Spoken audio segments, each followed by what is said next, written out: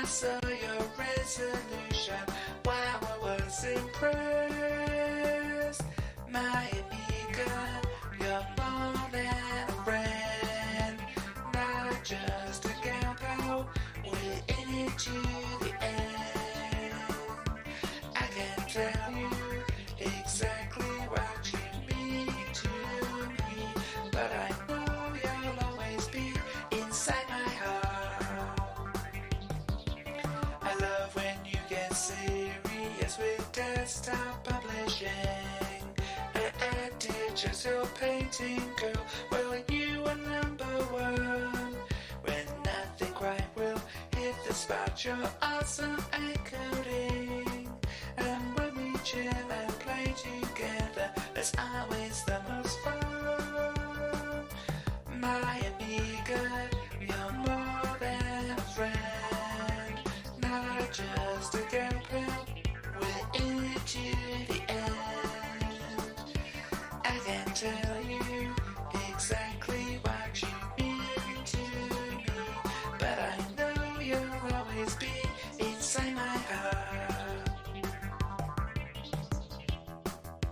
When I turn you off, when I push your buttons, I always feel sorry the next day.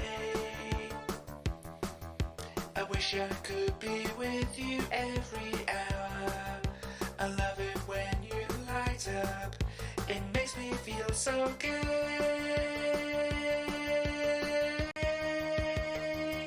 My amiga, you're more than a friend, not just a gal pal, we're in it to the end. I can tell you exactly what you mean to me, but I know you'll always be inside my heart. My amiga, you're more than a friend, not just a gal pal, we're in it to the end. I can tell you exactly what you mean to me, but I know you'll always be inside my heart. Inside my heart. Inside my heart. Inside my heart. Inside my heart. Inside my heart. Inside my heart. Inside my heart. Inside my heart. Hello, hello, hello all. I hope you're doing well today. Today we do have a camera. You might see our new dress. Show it off properly when some more people are here, but hello everybody. I hope everything is going well and such like that. I do have a little bit of waffle and preamble and things to get through. Oh, hello Chaos. Yes, do you like the dress? As I said, I'll show it when there's a few more people here, so that you can appreciate it and so on. But if you can see a lot of it at the moment. But yes, so I have obviously things to waffle about and stuff like that. When was the last time I actually did a stream? I did do Sunday, didn't I? I did do Sunday. I did some Minecrafting on Sunday, didn't we? That was good. Yeah. Hello. Oh, thank you very much, Tali. It is a nice dress. And somebody in the chat who just said it was a nice dress did in fact suggest the dress to me. So if you want to actually see, it's kind of like when it kind of like folds up a little bit, it kind of goes in there in the middle. But that's why I'm doing this. Very good. It had otters on it. You can see some otters. I think it had little crabs as well on it. So it's a shame West isn't here kind of at the moment, but there's crabs too, and shells and whatnot. And let me actually stand up here so you can get a good idea of what it's like. Crib. It's quite long, which is good. Like, Alistair has. These are very cute otters, aren't they? Little at the back. And there. And most importantly, It has pockets.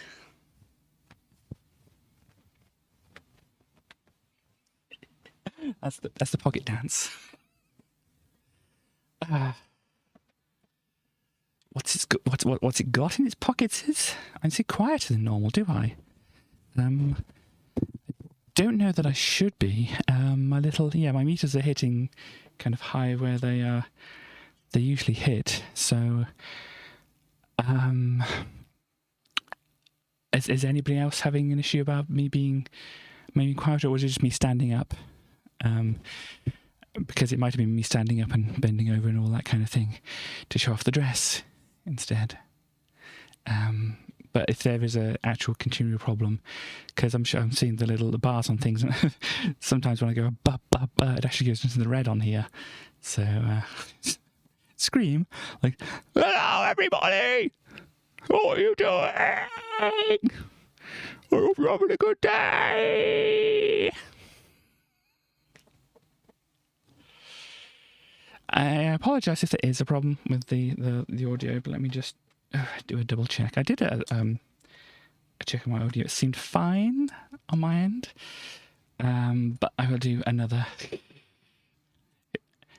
Who? Is that just like generic YouTube number, whatever, that you're talking about?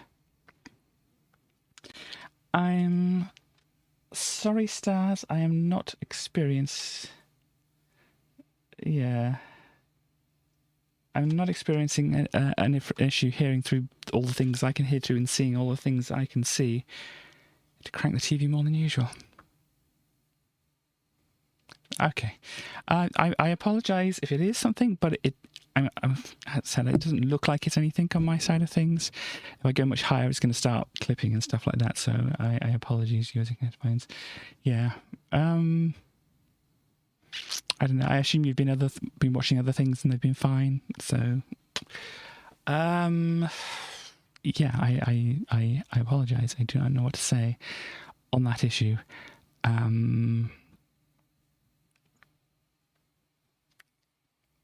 I would like to help, but I don't think I can, unfortunately, from my side of things, unless you have any suggestions of what I might be able to try to do. But turning the volume up isn't one of them, because it is at full volume and it is going into the red on the meters here, so that is not going to work. But yes, since you're here, Stars, I wanted to show you a thing that I got. I think I already showed you a picture of it, but I got this thing here, which some people might go, "Oh, look, it's a Game Boy." It's got one little twiddly knob on it, though. No, this is a oscilloscope. It's pretty cool. It's got my fingerprints all over it. Let me just get that there, so you can't, break into my accounts or whatever. Not that the camera's that good to pick it up, I don't think, but a Game Boy. Wow, it's certainly a gay girl. But anyway, yeah, it's definitely a budget model. But that's obviously why I got it, because the actual full price oscilloscopes can be a lot of money or whatever. This is about 30 quid. And it's 30 quid. It's less than 30 quid if you buy the kit and put it together yourself, but it has like little components and things like that. And I don't have a soldering setup or whatever at the moment, and I haven't soldered before in my life, so I didn't fancy giving it a go on something I actually wanted to try and use. So they do sell them on eBay for like previously put together and stuff like that, and they have less little clicky buttons. I don't know if the noise cancelling is going to get rid of the clickiness of the buttons. They do make some satisfying clicks, and you've got like a rotary encoder thing here. ASMR with Katie. Not going to plug it in at the moment. It needs mains power. Well, DC, converter things. Good clicks, yeah. DC converted main power to 9 volts. But it works. I was kind of worried that it wasn't working, but then I kind of realised that I might have gone into, when I was trying to figure out what all the buttons do and whatever, I might have accidentally gone into the calibration and calibrated it wrongly. Or it was not properly calibrated when it came, because, they just put it together and whatever. And they expect you to calibrate it on your side of things, probably because, you know, it's traveling. It travelled all the way from China and whatever. So, you know, there's probably some EMFs going on, some electromagnetic frequencies and electromagnetic radiations going all through it and whatever as it travels and stuff like that. So it probably needed recalibrating anyway. And I found out there's some instructions and stuff like that, but I thought, oh, that's for when they kind of put it together. They do the calibration then, but no, you can do the calibration afterwards as well, because it also had the instructions of how to like put all the bits together as well. So I tried to like mentally divide it up into, that's the instructions of how to put it together, this is the instructions of how to operate it, and I kind of drew the line at the wrong place in my brain. But I finally got it working, and it works well. I got it to operate. I think you saw the little like pocket operator thing that I had, the little calculator style music making machine previously. As I said, well, can I plug it in? Can I plug it in? Test it? Gosh, should I plug it in? Test it? I should probably give you an idea of what it looks like. I'm not going to plug in my electronics thing here because this is a bit more precarious, and as you can see, it's together and stable, but it's still kind of temporary. So it's not really held together by the finest things. So if you just hold on a moment, I will be able to grab some things, and you'll be able to look at the dress a little bit more as well.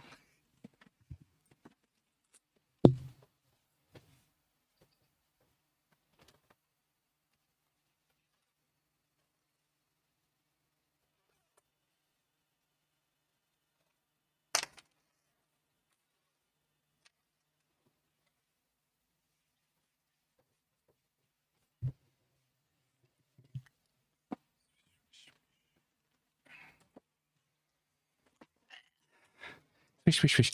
Yes, I'm glad it worked. As I said, I was a little bit, you know, worried when it wasn't doing things. But yeah, we can do a little bit of a demonstration here. Let me do things. Let me just make sure this is not touching anything it shouldn't be. That in there. Plug this up here. Ooh, there we go. It's got a little screen, and you may be able to see it has some wiggly lines on it. If you touch these ends, it does things on the screen.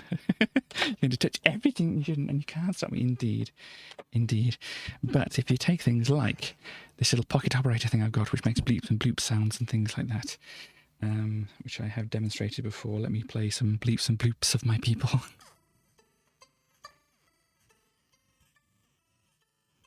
Hang on.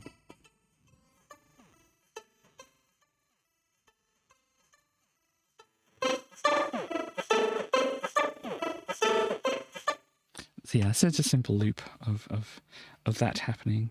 I plug this into this end, and what you need to do, since I don't have like a connector to go onto the clips and whatever, I need to do this here. Oh gosh, I'm getting some buzzings going on. Hang on. Get this attached to there, that attached to there, like so. And now, if we play some of the bleeps and bloops, you won't be able to hear it. And apparently you won't be able to see it either. Hang on. 1 volt divisions.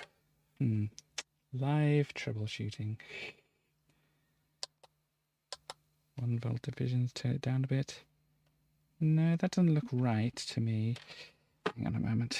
Have I got something incorrect? Beep, beep. Oh, it's very low volume. 2 volt divisions. Here we go. Here's some things going on. Turn it down to, there we go.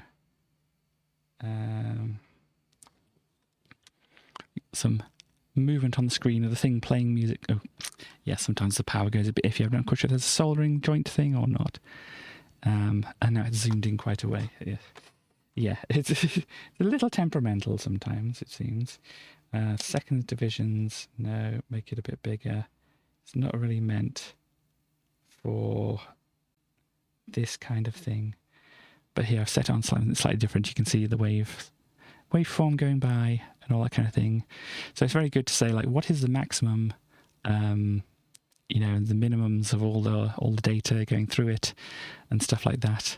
And you can make the divisions bigger slightly, or smaller. You can make the division smaller so that the waveform appears bigger. D, and stuff like that, and change the speed it's going and that, and get some more detail that way, or see more of an overall view of it.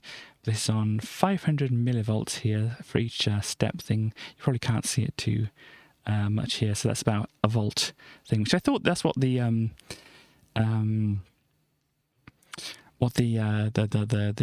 standard was for this kind of thing. But then obviously I can plug in my own thing, which I have done previously, and it kind of came out to like 3 volts max, and then at 0, because the 0 line is down the middle here, somewhere in between all these wiggly bits.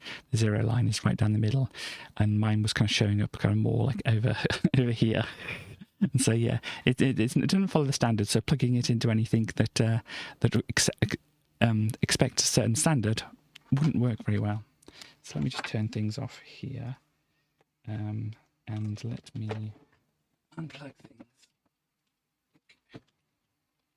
and such.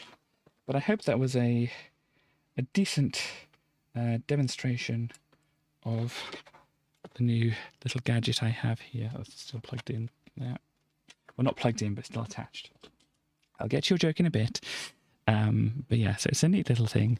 As I said, it's not as fully featured or as up to speed of a fancy thousands of pounds oscilloscope. But of course, it was only 30 quid. So. You're talking about a news story? Okay, let me just have a look here. Hey, Katie, did you hear about... Pro tip, if you're actually talking about a news story, starting with did you hear about is not the best way to do it, but let's carry on and see. Hey, Katie, did you hear about the person who put nitrous oxide into an RX-7, which made it so powerful and caused the car to lift up and fly through a second floor window? The person broke 10 bones. Wow. That is, if true, that is... Wow. If it's not, I'm not getting the joke. But anyway. End over end, second floor window. Oh my word. It was unbelievable. The whole, I'm not familiar with nitrous, but I obviously trust the car person in the chat here, and the fact that you read a thing that it is true.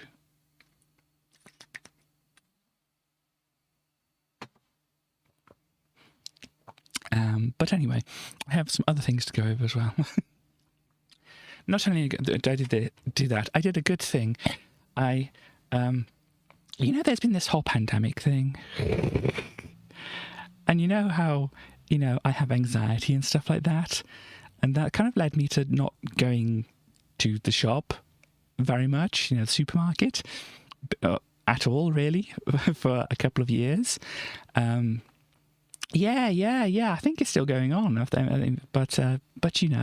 yeah, it's caused me not to go to the shop for a couple of years. But it's like I realised that it wasn't the greatest for me. I mean, there's obviously health risk was going, but the mental health risk of not going is possibly bigger at this point. I never know. We shall never know. But I did push myself to actually go out and go to the shop to do that, and I might have had somebody just that I told just to make sure that I did do it as well. But I did those things anyway, and I went out to a shop twice last week. I haven't been this week because I had the facial zapping things today. I don't know if you can see too much of it on that side of things. It was very, very red and whatever up the top here earlier. I can't see when I turn my head to the side, obviously. So, either you can see it or you can't see it. But it is there, and I can feel the bumpiness over here. Not very nice, but yeah, I can feel the bumpiness, certainly. I think that the redness has gone down a little bit and whatever. A skyline slowly pushing RX-7 into traffic again. These are not fun facts, Chaos. These are not fun facts. But anyway, I went out to a shop. I feel very good about that I did that. But also, I got some things while I was there. And I got a magazine. Well, I thought I got a magazine. I bought this, which had this at the front of it, which I knew going into the whole thing. But when I opened up the packaging of the magazine, it had this in and this in as well. Because yeah, this thing here. This is a, you know, the free gift and whatever. Oh, thank you very much. Sorry if I didn't sound sincere. But if you want to have things be flat, you use something like this. You stick the little pegs here into the corners of what you've made, or the edges of what you made, so it stretches out across here.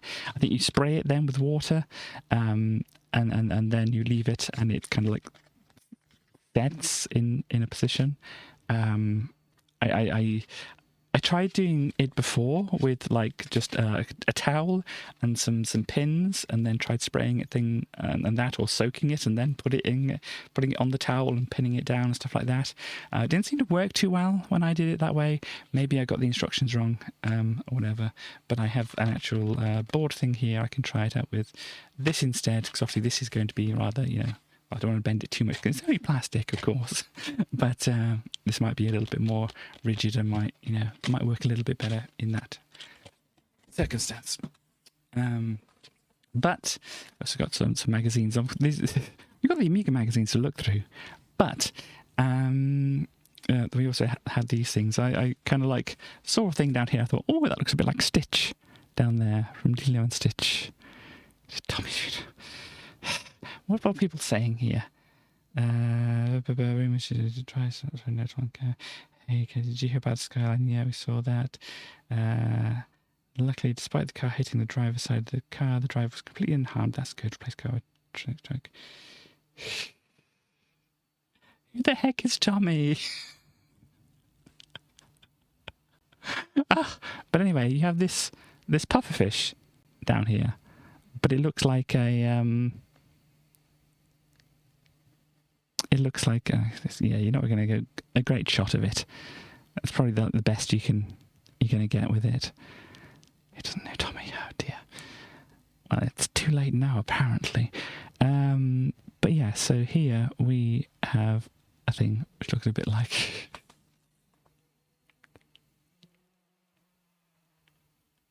What am I missing here? What are you talking about? It has a Paddington Bear up there. Gosh, and it has a lot of cute things in here as well, which, you know, I was thinking maybe making presents for people. I didn't show this one to Stally. Stally, if you're watching, there's the crochet monstera plant there, which I thought you might enjoy looking at. I don't know if it's to be too complicated to make. Is it crocheted? It looks like crochet. Looks like you got some like the knitted tube things going up here for the actual plants and stuff like that. But yeah, instead of looking through, well, we're going to be looking through Amiga magazines, but you know, I got this magazine, whatever. So there's some wonderful, wonderful, wonderful sharks here. Great expressions on their faces. Very serious and well made. You may catch watching the amazing movie. Ah, right, okay, I see. A little wreath with some crab wreath, and other sea stuff. But yeah, I might choose to make some things at some point, or whatever. And we have some good toucans. I think they're toucans, aren't they? The tropical toucans blanket. There we go. Best movie you've ever seen is Star After Tommy's Funeral. Okay. So yeah, some toucans there. This is the Paddington Bear. Official Paddington Bear licensed crochet pattern. There we go. And got a little seahorse. What else do we have? The hat and scarf and the pufferfish. They're called Percival the pufferfish. And as I said, they look a bit like Stitch from Lilo and Stitch. But they are not.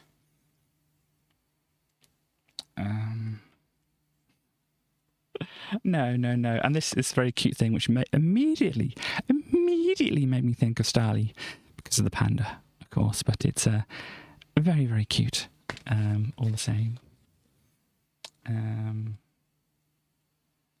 some kind of throw thing and whatever. And then that book, or that magazine, had the pattern book with it. So this is how to make some various patterns for different blankets and whatnot, and you can kind of get an idea of what kind of patterns there are in here with oh gosh, beep beep beep beep, boo boo boo boo. There we go. And so yes, basically this is how to do all these patterns and things like that. And then I had another book as well, which I think was like a magazine from like spring that they didn't manage to sell all of, so they bundled them with the other one. This one has Care Bears on it. I think this is, yeah, crochet and knitting. So one of them's a crochet bear, one of them's a knitted bear. Hello, Morbits. We're looking at we've tangented the stream into knitting and crochet magazines. We will get onto the Amiga stuff, I promise. Plus there's other stuff. When Katie's carpet, you have to steal it from a scrapyard and get ready to race anyone with the zero dimensional cost. Yeah, I mean, good luck if you do. Gosh, I mean, I could show you the pictures because they don't have my license plate on there, and it's not my license plate anyway now. If you want to see the pictures of it, let me see. Sorry.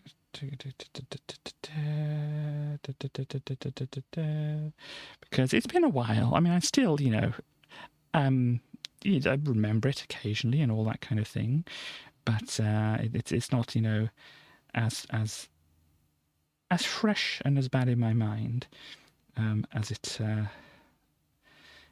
once was. So if you want to have an idea of what happened to my car, it looked a bit like this at the end. So if you want to try and get that ready for, not doing a proper look at things, but if you want to try and get that ready, obviously first you'd have to dig it out of the scrapyard and whatever. But yeah, as I say, it did end up looking very, very, very sad, unfortunately, and with bits hanging off and such.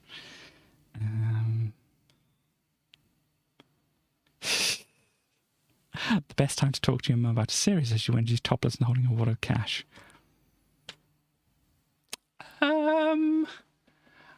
Honestly, I can't think of many serious conversations I've had with people when they were topless. It's just a tiny bit distracting, I must say. So here's a bedtime bear here, a very sleepy bear, which very suits me. And when I show Starly this, she said it very much suited her. Easily doable. Just distract the scrapyard in with 4-digit numbers so it doesn't. Oh dear. And then this is the knitted version, which is the Chia Bear, which is very, very cute as well. Gosh, this is what it feels like to come in late to a Chaos stream, I think. And you watched Care Bears? I did not. Oh yeah, the Care Bear here has a cute hat. Obviously, when I was younger, I was slightly, not encouraged to wear, not discouraged, but not encouraged to watch it, and such like that. Very colourful looking wreath here, called Song of Spring wreath, which is really good. Nice little thing to go around your neck, a cowl. You did. I'm pretty sure it had 1 or 2 videotapes of them too. Cool. We had the Ewoks and the droids video cassettes. Just the first episodes, I think that was on there. It came along with something else. Was that with the Mad Balls? I don't know. Oh yeah, some cute Easter buddies with some very gay looking sheep. This had a Care Bear. Cool. I probably went over to like cousins or somebody's and saw them. But yeah, he didn't have a TV. But here's the very gay looking sheep. Still Pride Month, everybody. Happy Pride Month. We have a cat up there. It's not a crochet cat. It's just a cat. But it's good. A little bunny bag thing here, which is very, very cute. Gay sheep indeed. Very gay sheep. Flowery thing. Fancy flowers. Ooh, very, very, very bright pillow. A lollipop cushion, apparently. Very good. And this here we have, we call Mother Goose there, but Starly pointed out it looked a bit like something else. What was it? Was it a Beatrix Potter thing? I can't remember. But here we go, a little goose with some chicks here. Jemima Puddleduck. There we go, thank you. What else do we have in here? Very fancy looking bag. Cute chicks. Indeed. 3, 2, 1. And I'm also in the magazine. No? Okay, fine.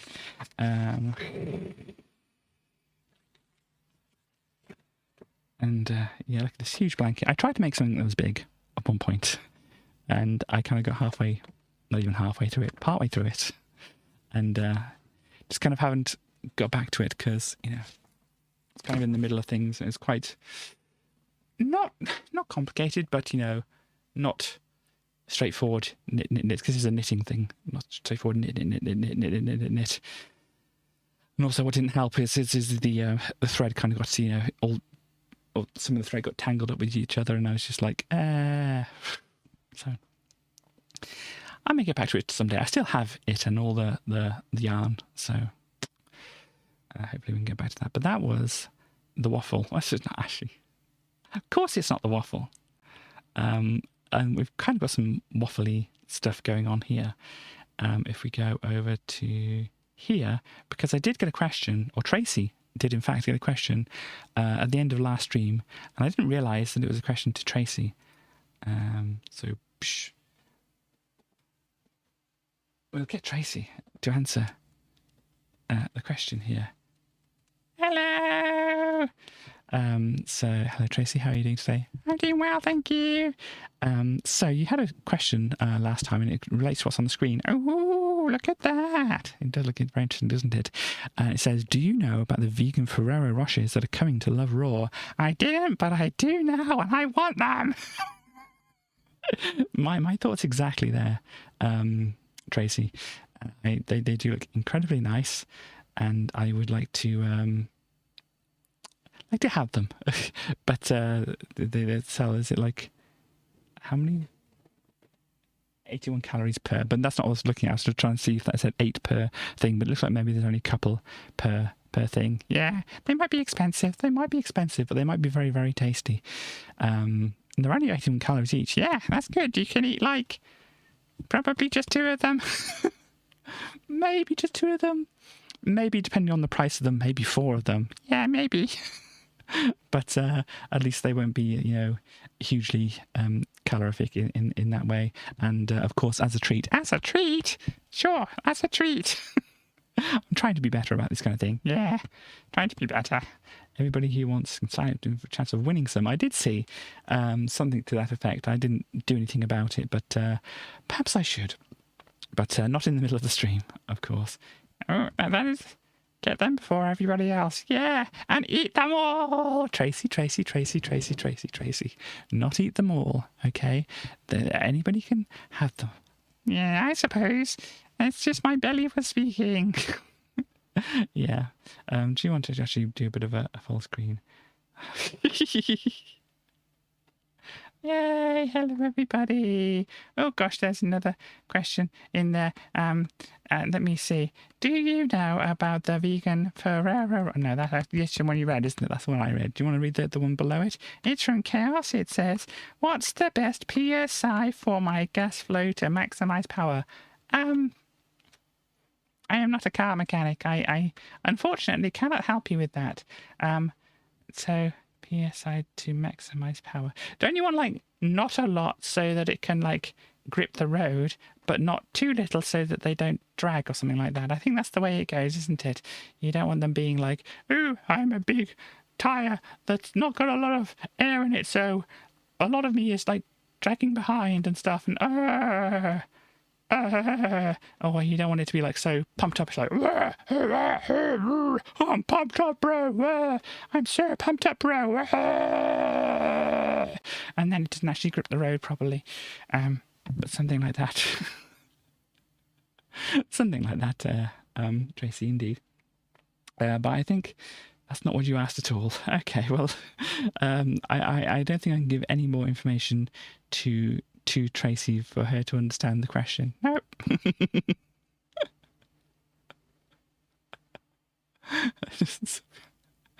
Oh dear. Will you bring the vegan Ferrero Rocher at least? I could do with the crack team bringing me vegan Ferrero Rocher. Cool, that's good. Well, thank you for the questions. You may see me later, you may not, but this is an unexpected early stream appearance of Tracy, and now I'm going back over there. See you maybe later, but just for the moment at least. Bye. Ah, gosh. Well, there we go. So we needed to ask Tracy that because unfortunately I didn't see that. It wouldn't have been the right time to ask Tracy because obviously the camera wasn't on and whatever, and I wasn't near Tracy to actually ask the question. But I hope that has satisfied your curiosity there, Stars, and I hope that satisfied your curiosity as well. Chaos, what else? Saying, Chaos, do you think if somebody has a car accident, I can just shoot them in the head to get rid of them without anybody noticing? I'm assuming you don't want to shoot me, and this is still to do with the film. Let's assume I'm a cop in this situation. Of course, it's not real then. Stars would never want to be a cop. Did anybody watch the raccoons? Oh, I think I remember. I don't remember watching it, certainly. I watched like Trapdoor. Gosh. I'm blanking on what else I watched. Poddington Bees. Does anyone remember the Poddington Bees? Down at the bottom of the garden, amongst the birds and the bees, a little lot of little people. They call the Paddington Peas. And Bertha. Bertha was a good one as well.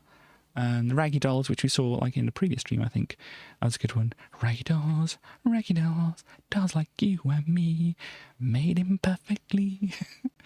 Because we're all a bit defective, but that's okay. We all need to just get along and not be fascists.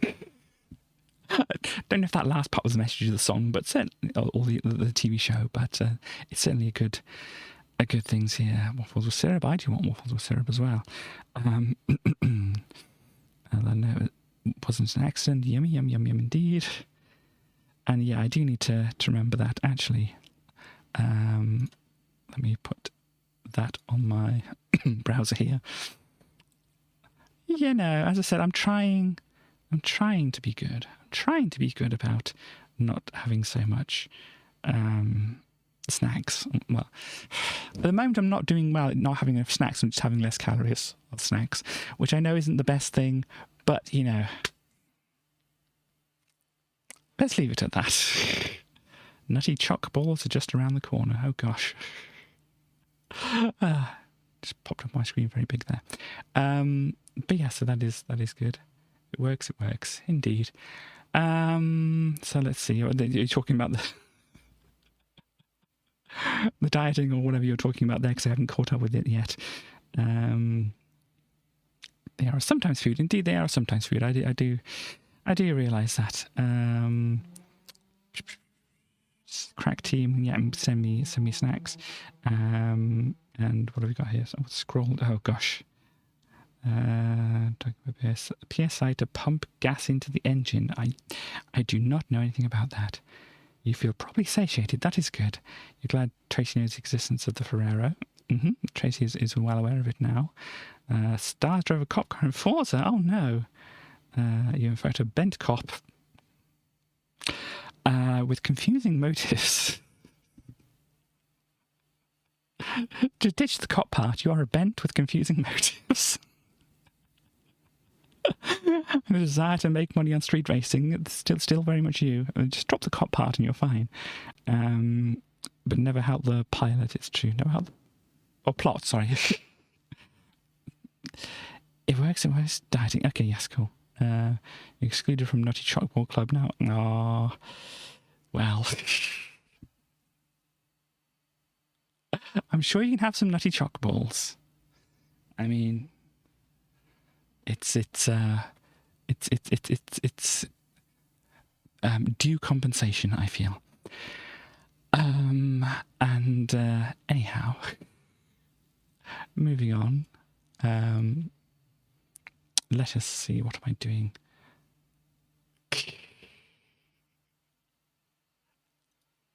I'm only dodging saying anything because, you know, I was kind of assuming that I wasn't quite sure whether you would be interested in mentioning certain things.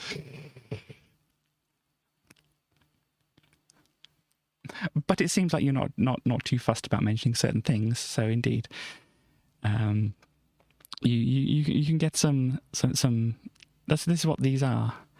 These are donor nutty choc balls. So you can enjoy them, but only temporarily, because that's all you really want. You think the exhibition is suddenly shy, okay. Yeah, okay, fine. But I don't know, because, I mean, you know, you've talked about it elsewhere, but, you know, whatever. But if anybody doesn't know what we're talking about, Stars recently had surgery on certain parts of her body that trans people generally do have. Still beating around the bush there, but still, I think that should give any information without giving too much information. That is fine. And therefore she has no nutty choc balls of her own. You have no secret in this area. Cool. Sorry, I almost kind of came up with a joke. There's practically nothing in the area now, isn't there? But it didn't quite work out. But yeah, I mean, at least, I mean, you'd have to like trim down the edges maybe a bit, and maybe they get a bit wet, but at least you'd have somewhere to hide them. Sorry, that's probably a bit too much, isn't it?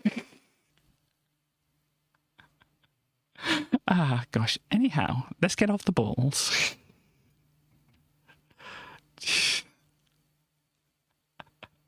Gosh. I mean, these are pocketing your pants to keep. Yes, indeed. That's what I was saying. Indeed, I wasn't being very, very, very whatever. You see yourself out. To keep it. I mean, you're probably saying exactly the same thing as I was. Sorry, I'm just trying to keep up with things here. But we have this issue here.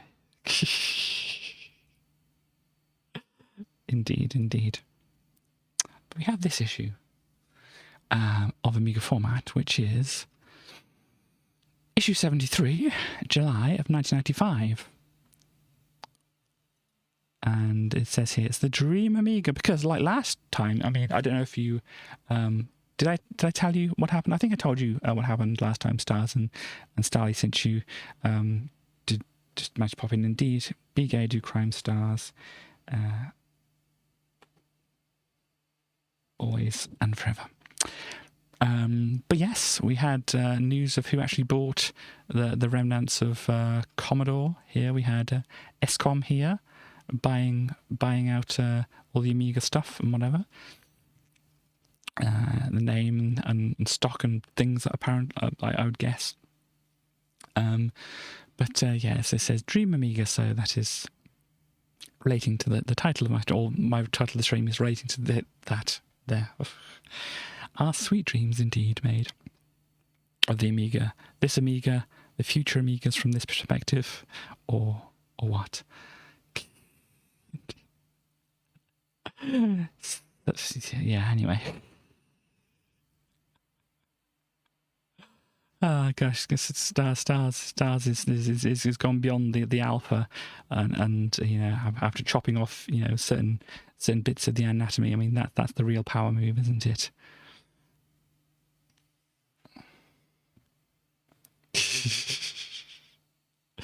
Oh dear.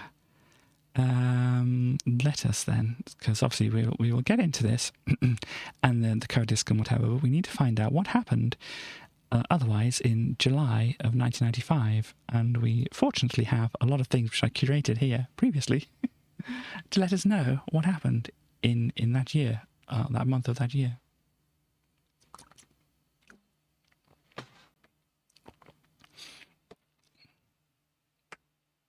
Sorry, I just thought of something. And people who like this stream being PG, I should not say it. Not that I intend to be PG or whatever, but I certainly don't want to drive anybody away for it. But this is actually... Forget it. Stars, if you want to know, you can ask me later if I remember. But anyway, so going from the 2nd of July, we see here, look, yes, Boom Boom Boom Boom by the Out Here Brothers did manage to get to number 1. And I said what I want to say, if you remember to. If in case you're being so hot and domineering, just can't help yourself. Oh, wow. There you go. But yeah, it's a long theme of straight as an arrow, but straight as something else. And there you can fill in the gaps yourself. That's what she said.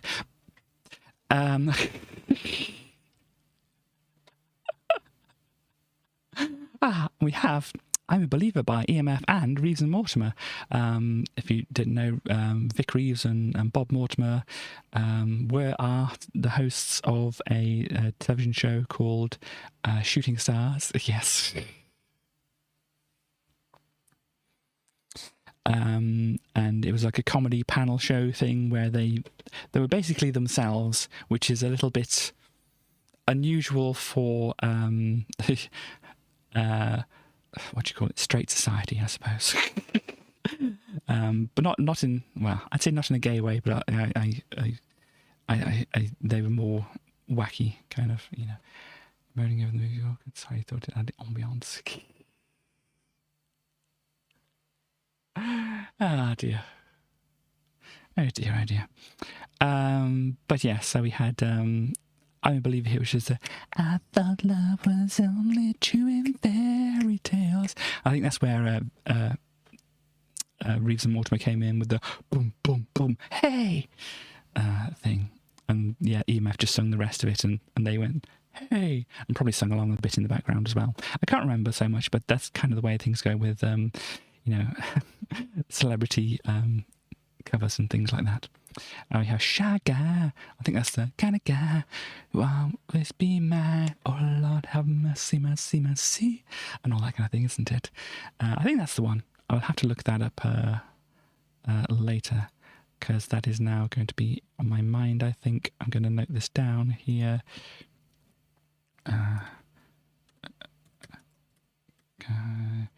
Diana King. There we go. Not remix. So I'm just doing my own things here. But yeah, I think that's the song there.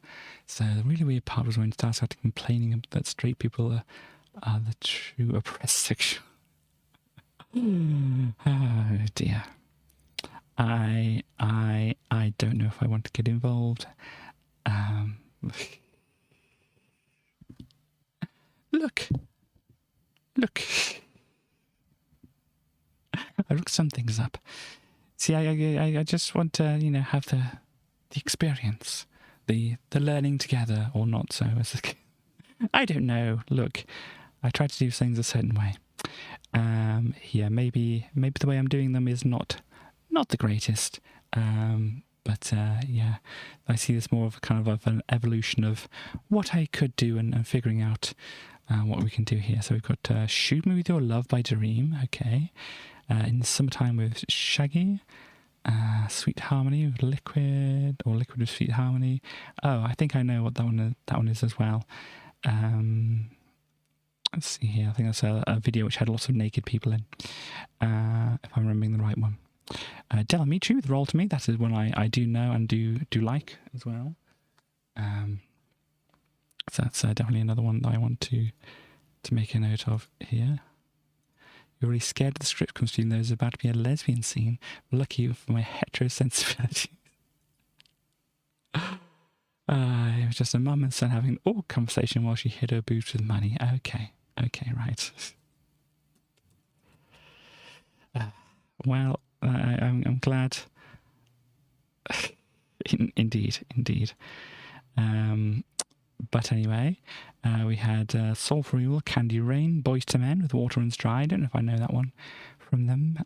We have Asha with JJ Tribute. Ugly Kid Joe, Milkman's Son. Don't think I've heard that one either. Dubstar with Stars. So look, you got a song for you, Stars. Or Starly and Stars, you've got a song for both of you there.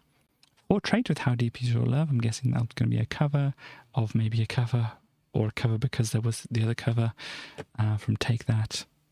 I think it was Take That. Was it Take That? How Deep Is Your Love? I don't know if it was Take That. Yeah, I can't remember. Anyhow, we have Fever featuring Tipper Irie, Staying Alive 95. You have Vanessa Williams, The Way That You Love. Space Baby, Free Your Mind. See, the thing is, if I picked out all the new dubstars, yeah, that is a very good name. See, the thing is, if I picked out the songs, obviously I wouldn't really be able to play them so much because of obviously copyright things and whatever. I could do a little bit of a sing or whatever if I wanted to, but I don't know what I could do as more of a thing in that space. Plus, there's a lot of things here which I don't know and probably aren't all that interesting. So just flicking through them on the list here might be good. Like Enjoy the Bad Things might be a good one, might be a bad one. Don't know. Craig McLaughlin, The Culprit with Every Day. Shut Up and Dance. R. Davis, Prof T with I Love You. Club Star, Your Stripping Name. Get this industry straight. Cool. Good to know. I'm sure. Let me just check on something. Just to make sure I'm not saying anything I don't want to. Oh, actually, it fits you quite well, Stars. I would have thought your stripping name would have been Paul Star.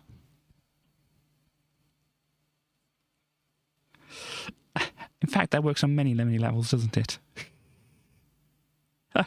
Okay, Chaos, maybe a little bit over the line there, but let's go here and let's have the rainbow capitalism in the background here.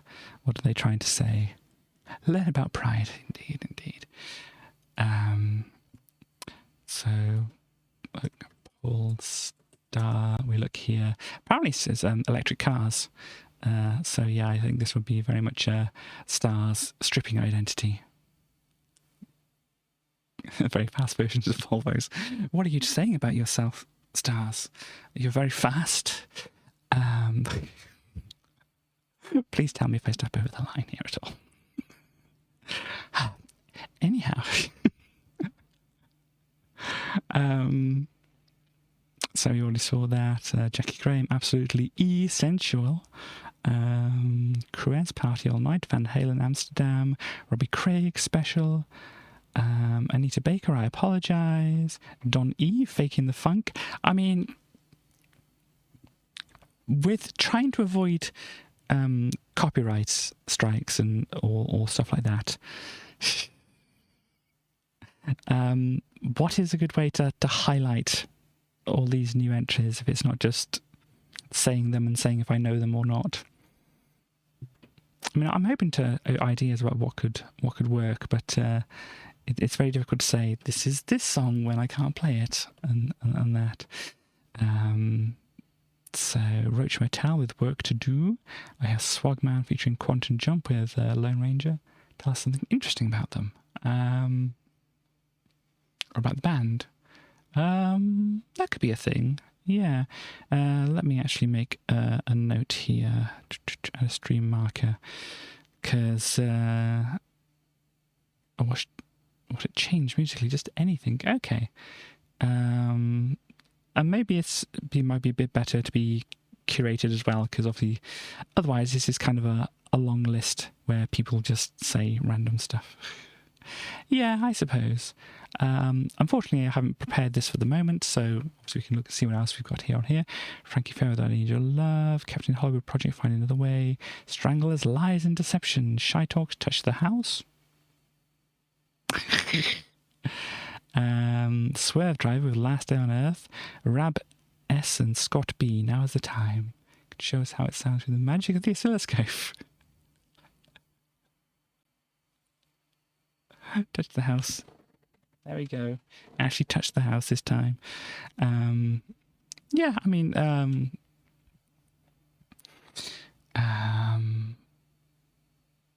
it is something, obviously I'm not quite sure how it's going to go because I haven't done it before, but we can have a try of that next time to see what I might be able to unearth and stuff like that. Supergrass, all right, time. Oh, all right. Gosh, I do know the song. I just can't think of what it is at the moment. Use interpretive dance to explain how the song vibes. Okay. I know someone you could ask. You know them pretty well. Is it going to you, Chaos? You want to know about? You want to tell me how to? I don't know if I want to involve, you know, multiple guest stars in my stream. It's hard enough to manage just me and occasionally having Starly around. But if you want to help try to figure things out, and obviously you can get credit. I am a Nana. Indeed, I am a Nana. Do it, indeed. Well, we can find out how to stream, can't we? Because obviously now's not the time because, you know... Look, I got the idea. Okay, I don't know if I transmitted the idea very well, but I got the idea. We have Emanate with Happy. We have Brownstone Grapevine, Cast with Fine Time. You have to do my stream for me. Well, there we go. Purple Abomination. Oh, you're not talking about me, you're talking about Barney. God. Let's see. Well, I won't read off all the names then. I'll just only say them if I kind of have some kind of idea of what they might be and such like that. We have Scatman still on the chart, which is a very good thing. Let's see. Oh, you have Ultimate Chaos still here. Whale with I'll Do Ya. Of course, Whale had the other song which we saw on here, which is a catchy song, but maybe the title isn't all the greatest there. But I don't know if I know any of their other songs there. Who else do we have on here? Also, this is a good name, Ned's Atomic Dustbin.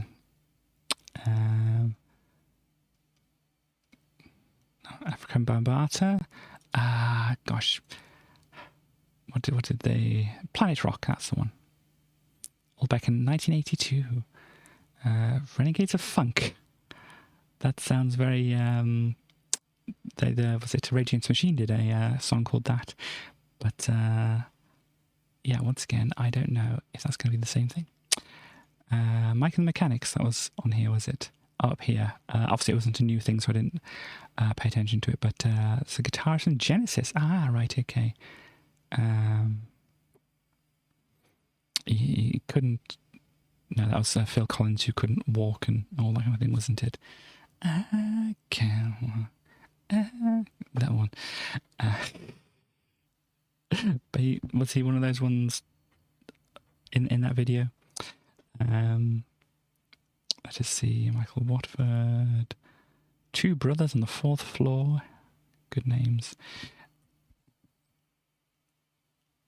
Indeed, because I know Peter Gabriel was part of it. Still Boom Boom Boom at the top of the charts here. Paul Weller, You Do Something to Me. One of the songs which probably played at a lot of weddings and stuff like that.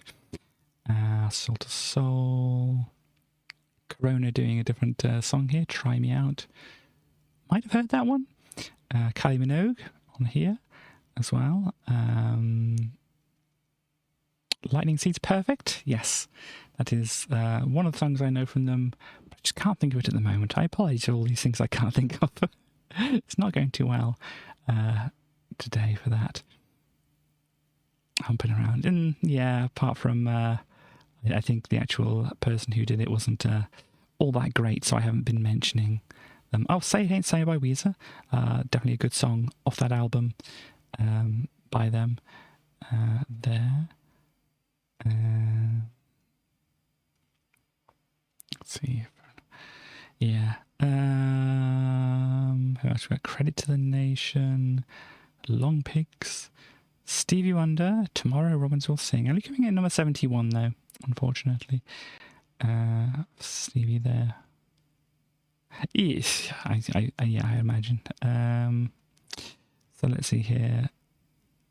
That and that and that. And let's see what we have the last week of... Oh, it's not going to be the last week, is it? Have you ever listened to really early Stevie Wonder? No, I haven't really gone into a deep dive into Stevie Wonder. Listen to the early generation of the light and the dark creation of the birds and the beasts. Anything after the creation of Adam and Eve just isn't your jam, you know. Yeah, let's see, the kind of Genesis that I've heard that I'm into is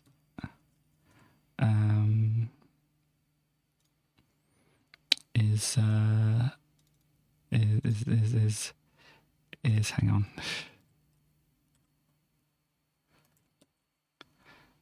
Sorry, this is a long drawn out bit of a joke. But the kind of Genesis I'm into is this one.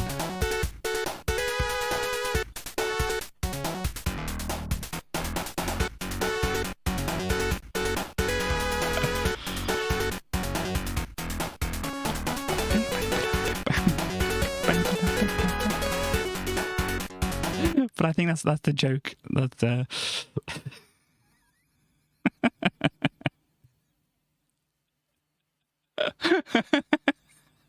what? Chemical Plant Sounds, one of my favourite Sonic songs. Anyhow, we had some more PJ Junction. Tongue by R.E.M. I think that's one of the ones I'm not. Yeah, it's like can definitely give or take that one. Here, Run Baby Run by Sheryl Crow. How daring, indeed. Wild Hearts. And Basic, if nothing, you know that chaos. We got some Faith No More on here. Some more Therapy, Loose. Let's see here. Mind Blowing. Gosh. The Sleaze Sisters. Here. A very provocative title on here. Let's see what else. Anything that is standing out to me at all. I mean, it's probably less interesting that I'm not reading out all the things now. Yeah, we have the More The Who, the F is Alice coming back on the charts here. Let's just see who... Oh gosh, that is the wrong button. That is completely the wrong button. That's kind of spoilers, but not quite. I was in the wrong window when I pushed the button here. But yeah, so we've got the end of the chart here, going into August, whatever. Oh look, Never Forget by Take That popped in right at the top. That's the never forget where you're coming from.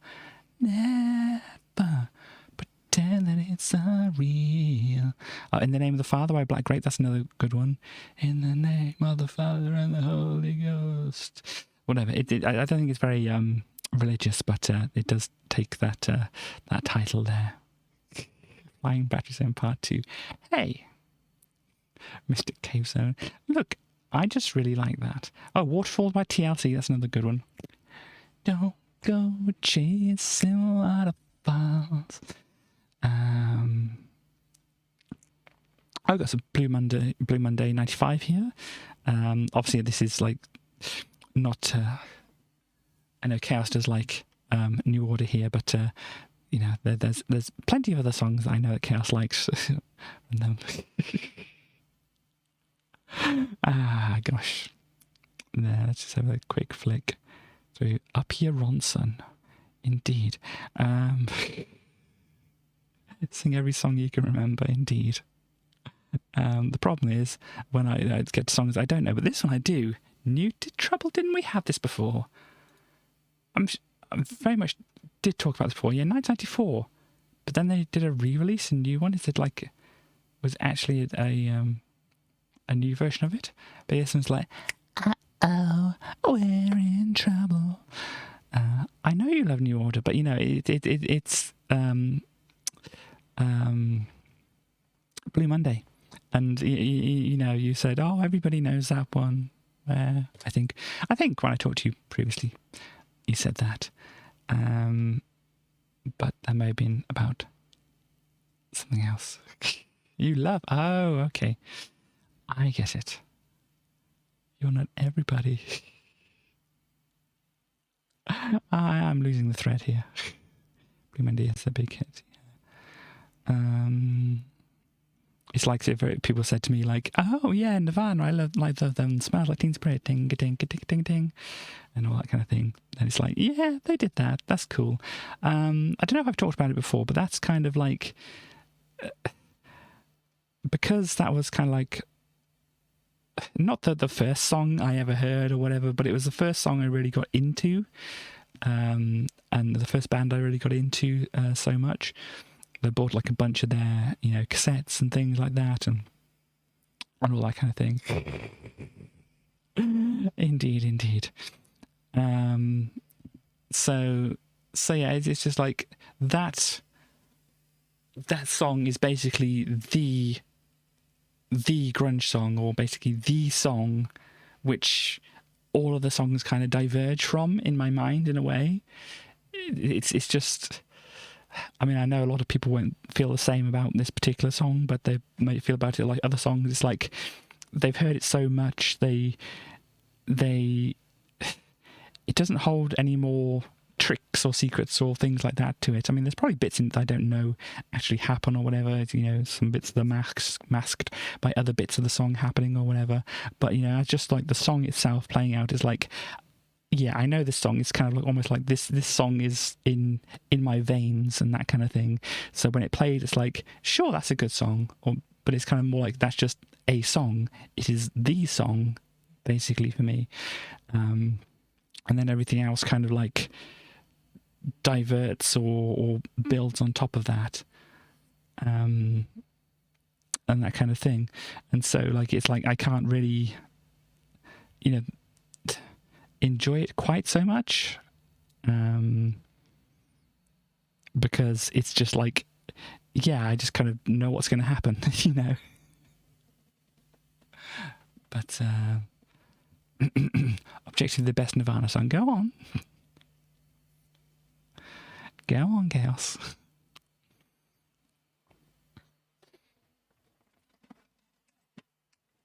Let's see.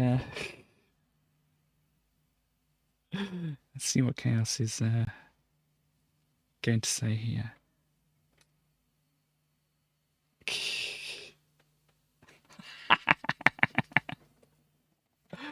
I was kind of, you know, thinking like perhaps it's not going to be a Nirvana song or whatever, but yeah. I mean, I've heard like maybe like one or two Sonic Youth songs. It's like, yeah, okay, but you know. Anyhow, moving on. This is somebody who was born in July of 1995. I've heard about them. Other people have probably heard about them. I have not much more to say apart from this person was born. He stayed in the right genre. Yeah, you at least did that. There we also had this happening. In July of 1995, the Pensions Act, which, yeah, I mentioned something here which I haven't mentioned, because, gosh, yeah, a lot of mess still with things, but apparently this was also the time where the significant change was the phasing in of equalisation of state pension ages for men and women over a 10-year period. So this is when this was done here. Obviously it might not mean anything to people who aren't in the UK, but there was that. There's also this TV show, which I didn't watch myself, but obviously I remember it being around. I had, you know, some exposure to it, as you could say. Northern exposure. It actually ended in July 26th of 1995 here. And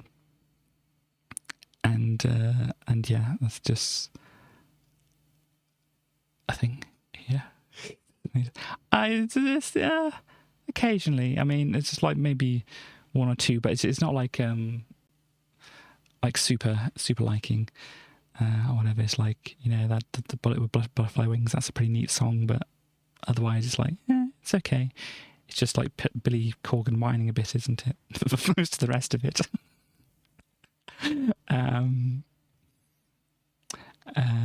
But what else do we have here? We had this, Castlevania, Dracula X for the Super Nintendo, being released around this time.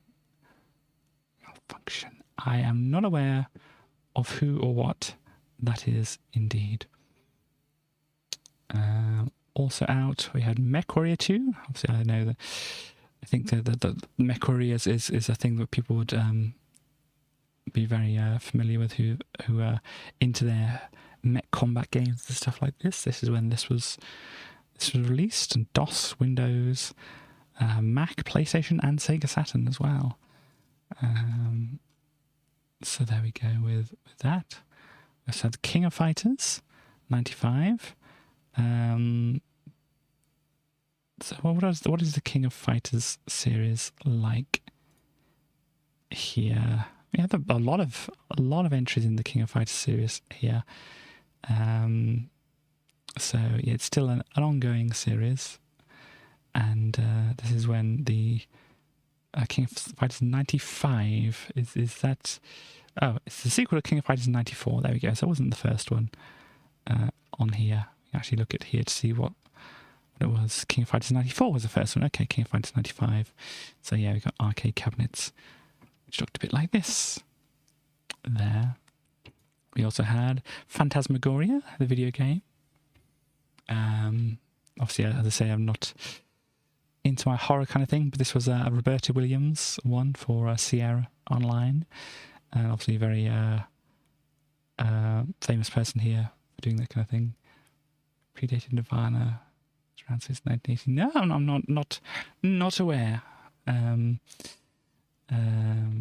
and oh gosh, Phantasmagoria here also has some wonderful CGI and camera footage. You can judge me all you like on that fact, but if you want to educate me as well, you can do so. So that's a model cast and actress their head was pulled apart. Fantastic. Apparently so. We've had the Comet Halibop here, which I remember there being also like news reports and things about the comet. You can see it and all that kind of thing. So it's discovered on July 23rd of 1995 here. Indeed. It became visible to the naked eye later on in 1997 here. It's visible for 18 months. So that's quite a time is coming. Okay. So yeah, obviously it didn't look like this in the sky. Apart from if you had like a telescope there. But yeah, so in 1997 though, wow. That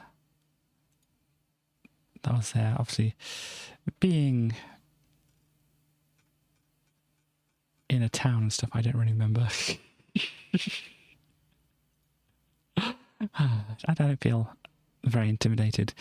We also had, in 1995, this book called Fluid Concepts and Creative Analogies, Computer Models of Fundamental Mechanisms of Thought, which only is very notable here because it was the first book ever sold on Amazon.com.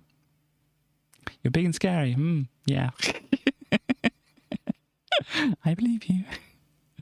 But so yeah, it was the first book ever sold on Amazon.com. That's why the only reason that it's being brought up here. We had a battleship. How are you with? I mean, I know you like your archaeology and stuff, Stally, if you're still around and stuff like that. But how are you with ships and things like that? Because this is a very, very old and broken looking ship. You're not very good at ships, yeah. Say, look, modern. This was sunk in 1685. So, I mean, technically modern if you're thinking about some of the things that you might be interested in. Like ship disasters. Well, here we are. We have the La Belle was one of Robert La Salle's 4 ships when he explored the Gulf of Mexico, with the ill-fated mission starting a French colony at the mouth of the Mississippi River. And I say he was a colonialist trying to set up there. It was wrecked in present-day Matagorda Bay, which they don't really have a very good picture of there, but apparently is down there. You're a great disaster indeed. Robert La Salle was born in England to be called Bob Broom. Indeed, Herodian. Hello.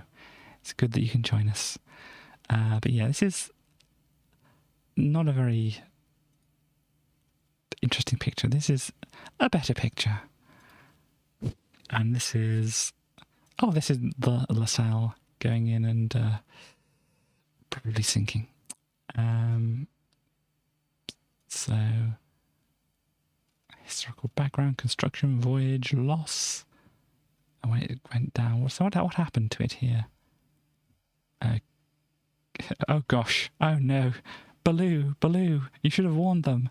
Several of the men, including Captain of La Belle, Canny Murad, died on this expedition from eating a prickly pear. Oh gosh. But Baloo never said anything about eating it, did he? It's just about how to pick it. You don't want to prick a raw paw, as I feel the lyrics of that. So what exactly happened? In January 1687, La Salle left the ship 30 miles from Fort St. Louis.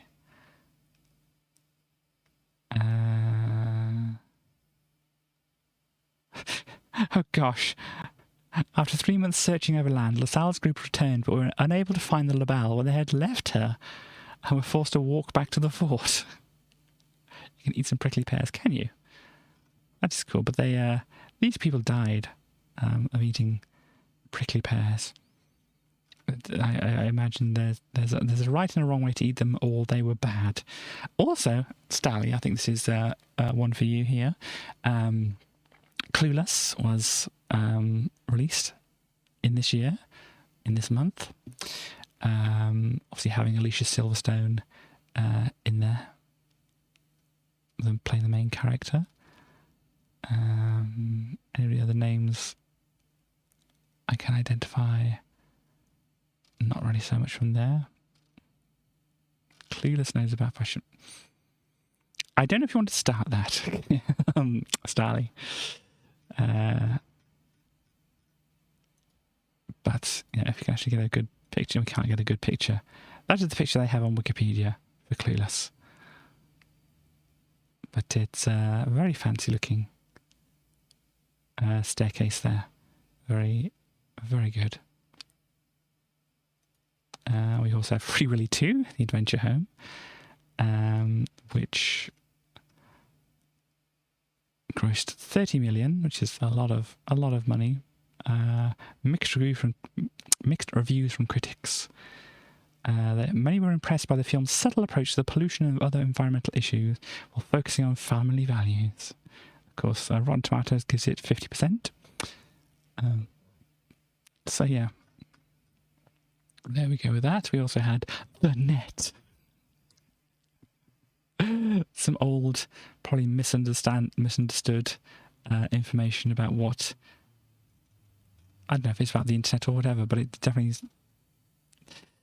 seems to invoke that. Escape is impossible when you're caught in the net. Yeah, but it was an American action thriller film directed by Irvin Winkler, starring Sandra Bullock, of course. Okay. There's a lot of different things which I'm not expecting here. There's a backdoor labelled pie, is that? Indeed. But yes, a lot of stuff there, but the net. Also had Waterworld, which I know gets a bad reputation and stuff like that. I haven't seen it myself, but yeah, it's definitely has a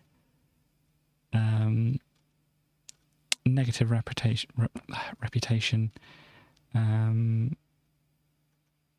Do we have the Corellis' favourite film? Yes. Reception, here we go. The runaway costs of production, its expensive price tags, some credits to Fishtar and Kevin's Gate, alluding to flops Ishtar and Heaven's Gate. It's a good job it explained that. Better overseas. Critical response. Roger Ebert give it 2.5 stars out of 4. And yeah, but it got some. Oh, it was nominated for a bunch of Academy Awards, but didn't actually win them, or the different awards and stuff like that. But they did get the Golden Raspberry House. That's not a good. That is not good. Worst supporting actor with Dennis Hopper, who famously played, or maybe not so famously, but did play King Koopa in the Super Mario Brothers movie. Kevin Costner said he's very fond of the film, but definitely spent a lot of money on it. Rotten Tomatoes has it at 45%. Metacritic gives it 56%. So yeah, it's still not regarded very well. But there we are. We also had this. Oh yeah, so it was something to do.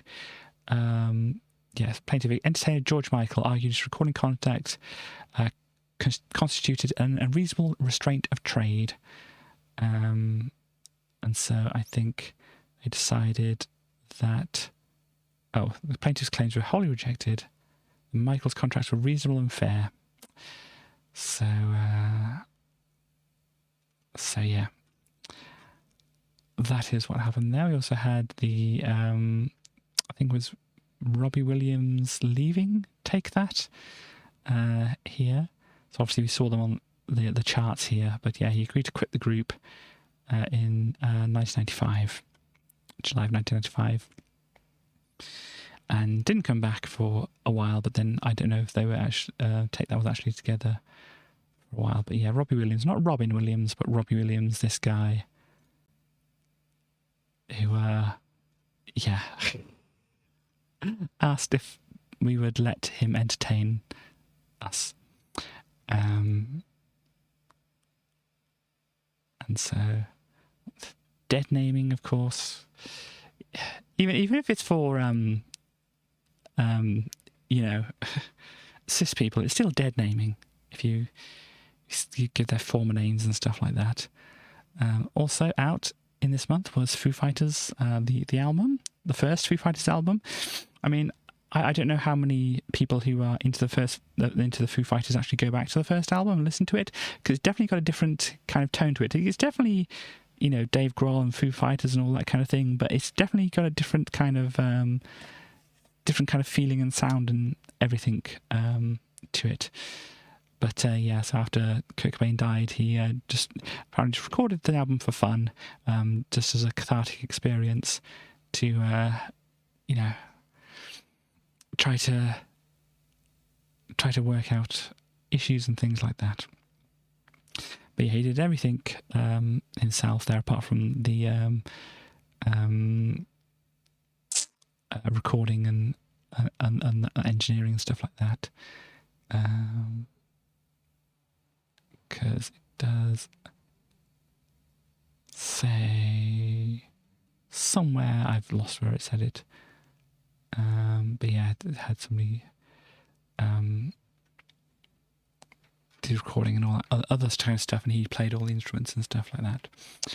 But yeah, so if you don't, if you mostly heard the later stuff, then go back to this and listen to this. It's definitely got a different vibe to it.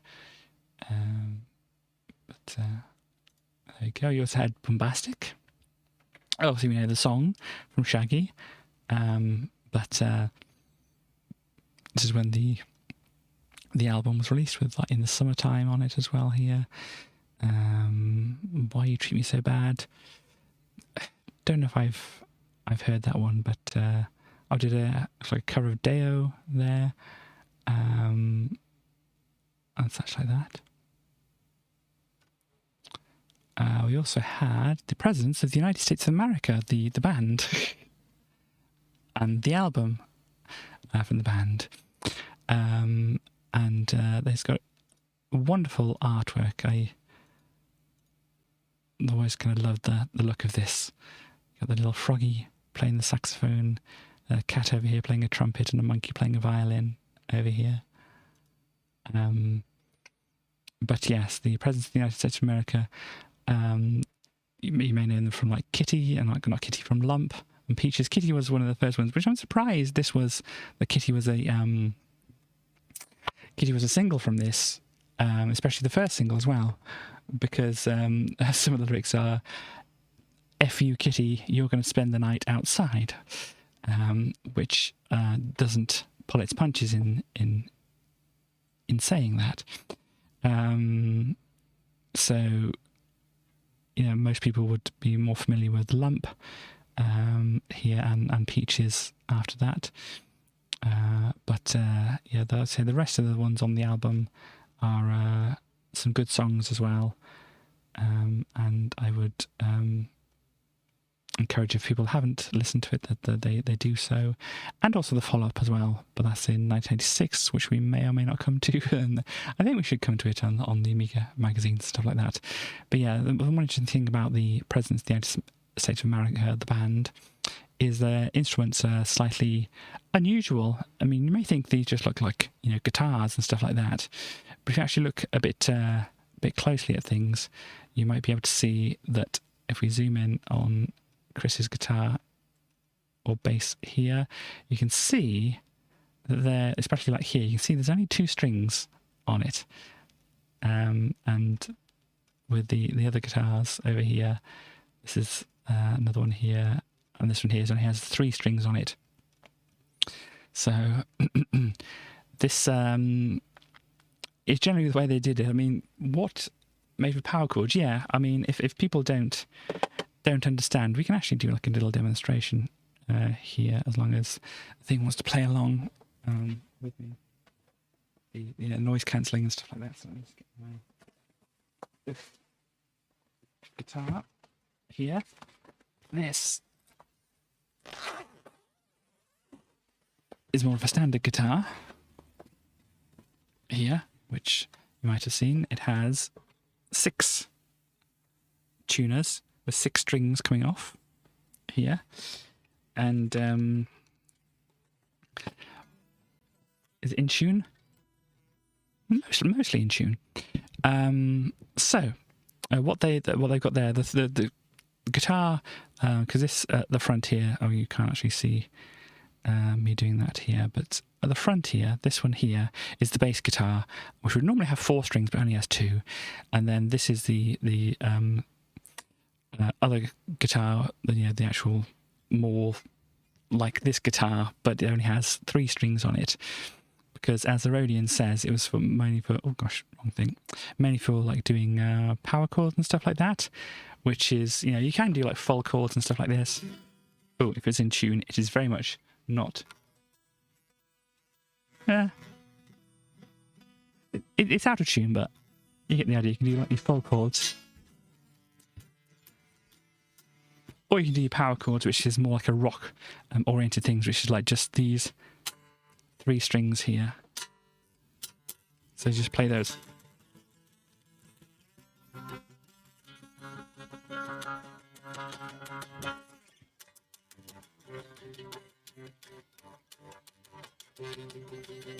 Whatever. So you just play coming through. So yeah, because you can just do that. And obviously they only have 3 strings, so they couldn't have the luxury of going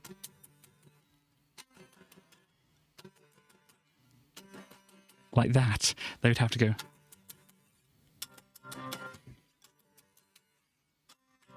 or just play 2 of the strings, which you can get a good sound out. If you put a lot of distortion and whatever on there, you can just play 2 strings and get a lot of sound out of it.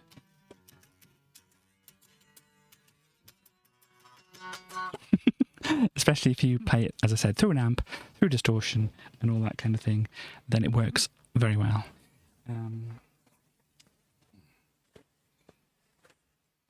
So they must have surmised at some point that, who needs all these extra strings when we're only playing a few of them?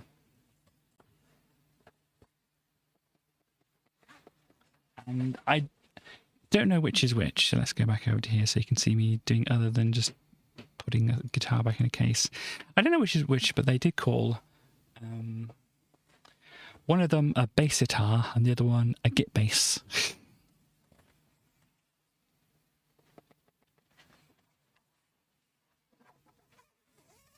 And you can understand my confusion about which would be which.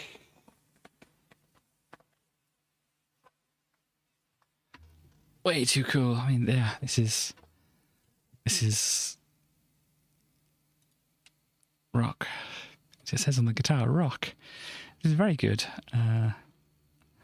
Shiny sticker on there. You aspire to be this cool indeed. I aspire to be this cool, but wearing a dress. Chaos. Also, they haven't plugged their instruments in. How are they going to make any noise? Anyhow, but that is an explanation of that. Chaos, please. Behave. So, what we have here then is we're going to go over to the cover disc, which I did show this before. This is a beautiful, it says 1994, but it definitely has like 80s, 90s vibes. Unreasonable, indeed, unreasonable.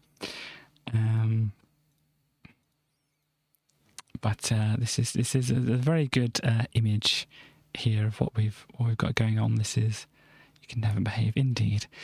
This is Technosound Turbo 2, as it is here. If we skip through here, I did find problems actually running this. I looked at the instructions; they didn't really help all that much. This is indeed what making music looks like. Oh, you've got to click the mouse as well here. It doesn't tell you to. But yeah, so basically what you do is you load some files into here, like load a WAV file.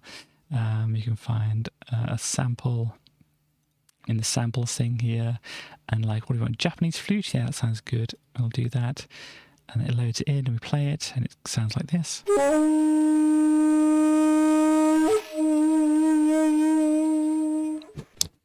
A+ Japanese flute going on there. I'm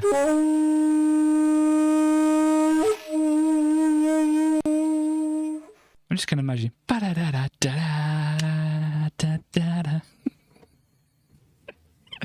Because it sounds like the intro to Sledgehammer. Yes, indeed, Rodian. Yes, indeed. Western. Yeah. I think this may even just be like a basic, sound sample that they've just got from a sound sample library and imported into here because it is so very much used. But you can do things with this like edit, effects, get some delay to it, echo, maximize, real-time things. You can have a phaser to it. Didn't find that actually worked too well, but you can pitch it up as well. It's like a preset. You've got some presets here. Test. Let's see.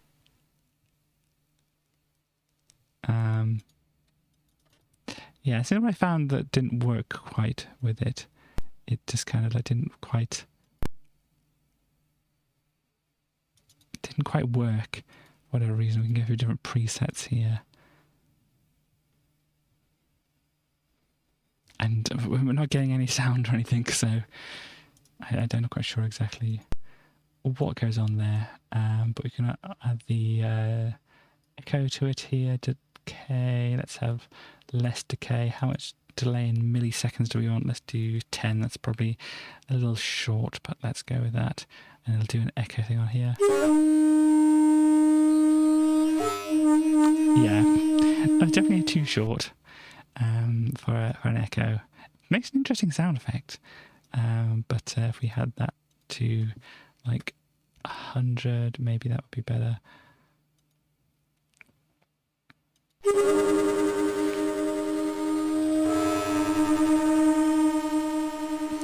Yeah, so this is like a thing you can do effects on things, amplify, soften. Probably do all these things if it actually worked, like this phaser on here, depth of the phaser, speed of the phaser, test. And we get no sound, which is very, very strange. In fact, it kind of like does strange things with the audio as well. So sorry if the audio has been a bit weird there, but it kind of like does a weird... It says it's playing a sound, but it's really not playing a sound. So I don't know what's going on there. So just to not do something which may be inaudible to me but painful to other people, I will not play around with that. But yeah, apparently it has like a tracker in here too. You can go for a tracker, but I could not figure out how to make this work. It like scrolls very nicely, but I can't seem to put anything into it, or anything like that. So yeah, but it does good at playing sound stuff. Load waves. What other waves do we have available to us? We have Computer Pal, Prum 1, Game Over, Hi-Hat, Bass Drum, TR-808 Snare. Gosh, it went down a bit there. Afro A, Bass Drum, Bouncer, Dog Bark. Of course, got a classic Dog Bark here.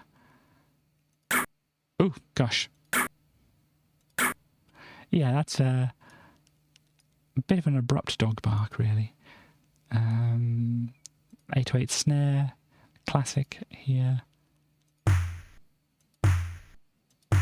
Probably could do with pitching up, but I don't know if there's an easy way to do that without going through this real-time thing, which didn't seem to work.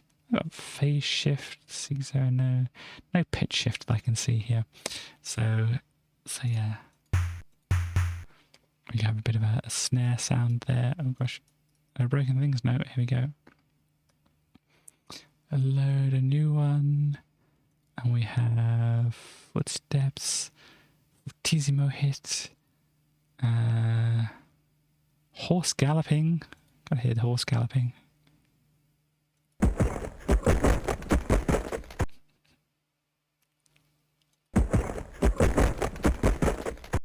Seems like it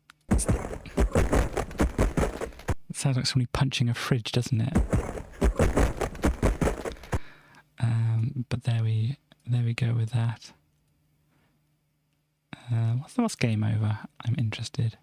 Probably some bleeps and bloops, isn't it? Game over. Okay, it's not some bleeps and bloops. That is not what I expected it to be. Game over. And it's slightly disturbing. This is the sound you hear before you die. Game over. Oh gosh, what was up there? There's definitely a lot going on there. Ma, or large dog bark as well. Morse? Sorry, I was thinking like a cow horse? No, not a moo horse. Just Morse code probably.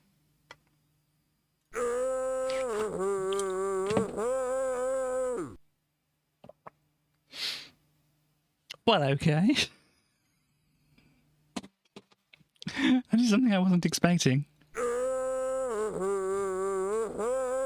Drink water. And stand and stretch. Okay, well, I'll do the drink water.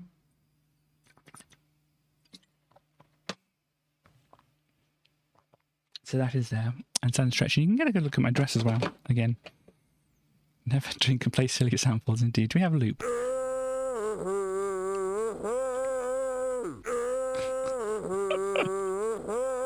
Everybody stand and stretch.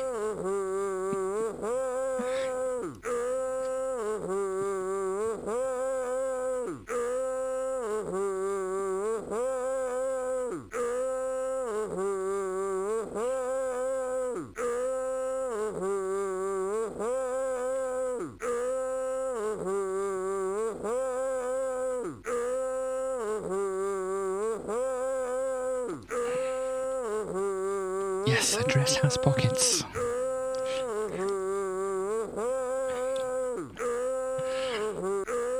Oh gosh, oh gosh. Oh no. Oh no. It's... There we go. Thought I'd broken it then. We can do some interesting effects here.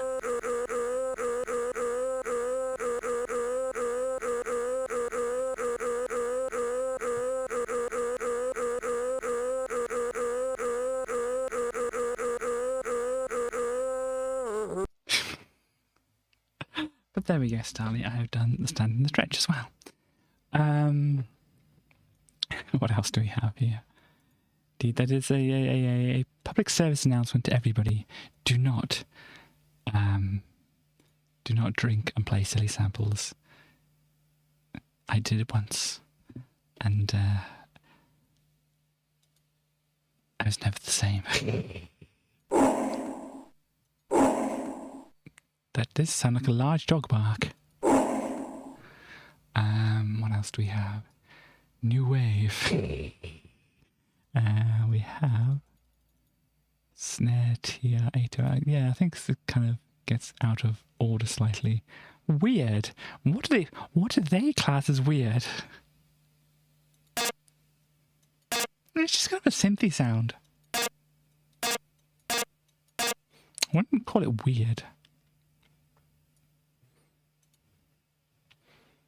But yeah, the sound you make. Ah, okay. H laugh. Let's do this one.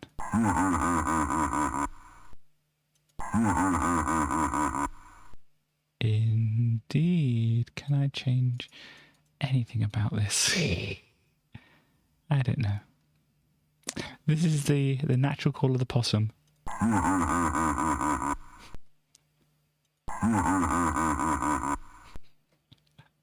A bit like that. I'm going for one or two more of these. Clockwork. You can imagine how rest. Okay, well, you do that, and I hope it refreshes you and such. Yes, before you go though. Oh, that's it. Well, never mind. That's the sound sample you got. Ah, well. Let us see what else we have on here. So that's what we have there. This is a fun thing. You could play around with things and whatever, but I couldn't figure out how to get the tracker to work. The next thing we have is a stunning game of golf, and I've accidentally clicked some buttons I didn't want to click. Let us go over to disk 2 and reset here. We have... Gosh, you've even got this on fast forward. It's taking its time. We have, I say, Sensible Golf. Up to 72 human players. Wow. I'm guessing that's like one after the other, rather than all at the same time. This is a severely cut down demo version. We can choose a human to use a joystick and the CPU to be easy, and we can't choose anything for these. Oh no, we can if we want to. Or wicked CPUs. Oh gosh. Can we change like colours of things? Oh, we can. A human one. Okay. Hair. Oh, we can change it to some different hair. Go for like a blonde. Skin. Well, there's some things here. Shirts. Not even a purple shirt. Let's go with red then. Trousers. Red, of course. And no way to change the actual model of it. But anyway, So play next hole. Yeah, bath waters. Very good. Tee off. And there they go. This is not my character. Where are their red trousers? I feel lied to. Human 1 up. So here we go. We can change different things here. The things, we get a map here as well. No space. Enter. No, we just get to guess. Let's see. Let's hit it as far and as hard as we can. Oh, it's 168 to the hole, so that's probably a bit too far. Let's go for this one. And let's go up there, stay there and there. Water hazard. Water hazard indeed. The CPU gets a go. And they go in the water. Still the CPU, hey.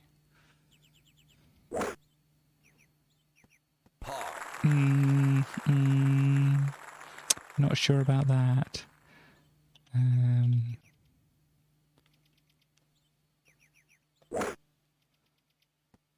And gosh, a little short. 8 to hole from here. Okay, I kind of want to go against the arrows slightly, but not too much. Ah, dang it. And let's gently tap it in. Oh, oh no. Triple bogey. Ew.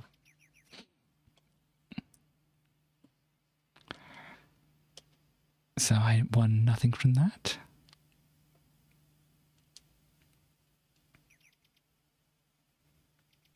Okay, the CPU gets their go. It's good because you can see where they're aiming for.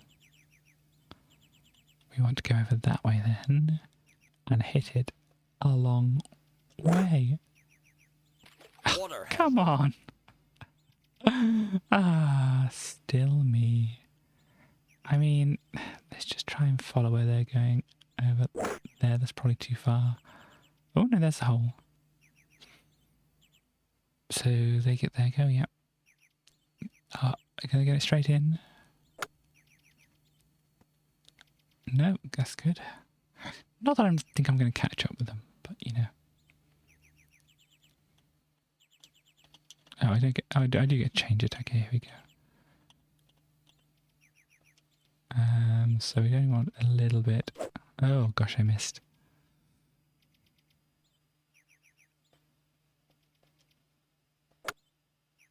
Ah.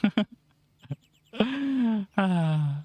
No, apparently I'm good for a close up here at least.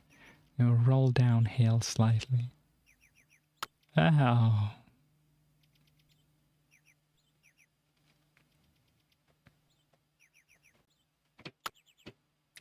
Oh no. And up. There we go, at least we got in. Birdie attempt. Birdie. Miss, Birdie. miss. Oh.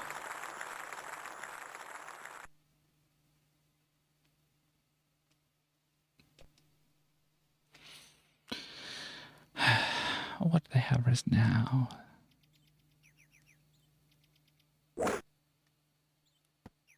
Ooh, bad luck. Let's go a little bit safer. Oh, dang it. Thought I was going to avoid it. Okay, well, I'm guessing it's up this way somewhere. We're 166 to hole, so we still want to give it a good old thwack. Oh, there it is over there. Obviously, IRL, you could probably chip it over the trees slightly, but... oh, you can do that here as well, apparently. Out of bounds. If you do it right.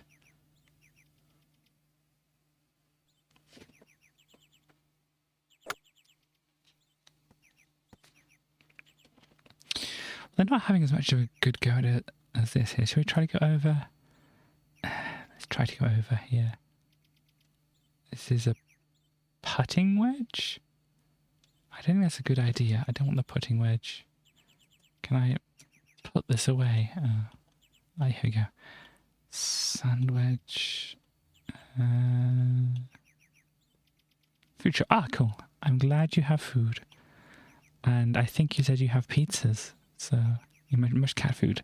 That is very good. Over. Oh, too far. Too far. I'm glad the cats will be fed.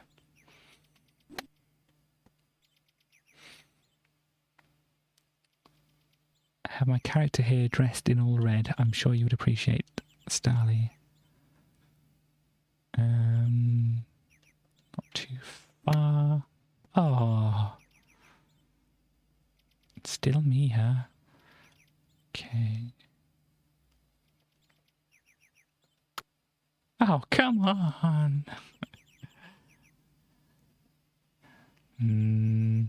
It's going so well. Yay. Double bogey. And they're basically on top of the hole there. Double bogey. Did you miss the playing the samples and things then? The weird sound effects. That's a shame. There were some weird sound effects. Okay, where are they going? Water That's hazard. cool. They're in the water hazard. They were good. Yeah, they're in some good and some slightly maybe disturbing sound effects. Oh dear. Oh no, I got over the water hazard.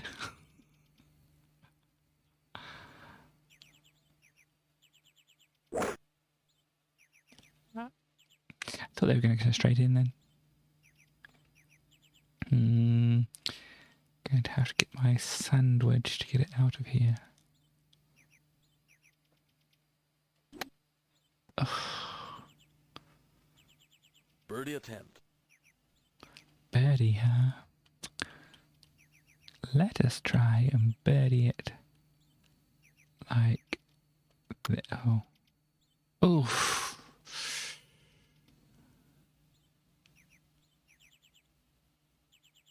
Par.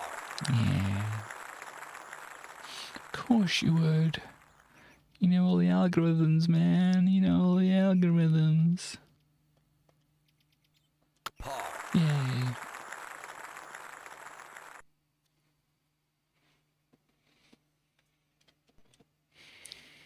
Thank you very much, Chaos. I'm glad you still say that.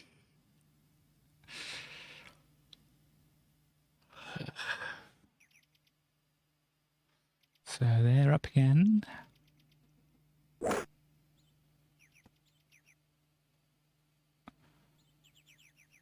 They're going over there. So let us follow. Probably too far. No, we're good.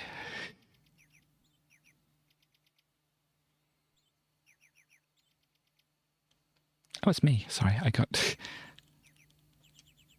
Come on, fluke it. Didn't fluke it.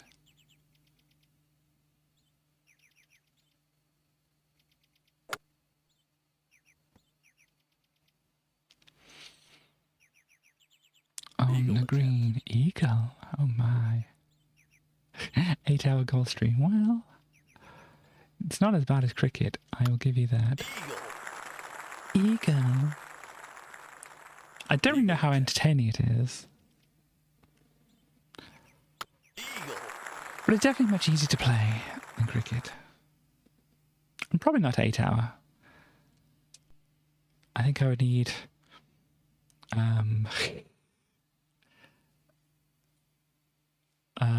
I didn't get too well.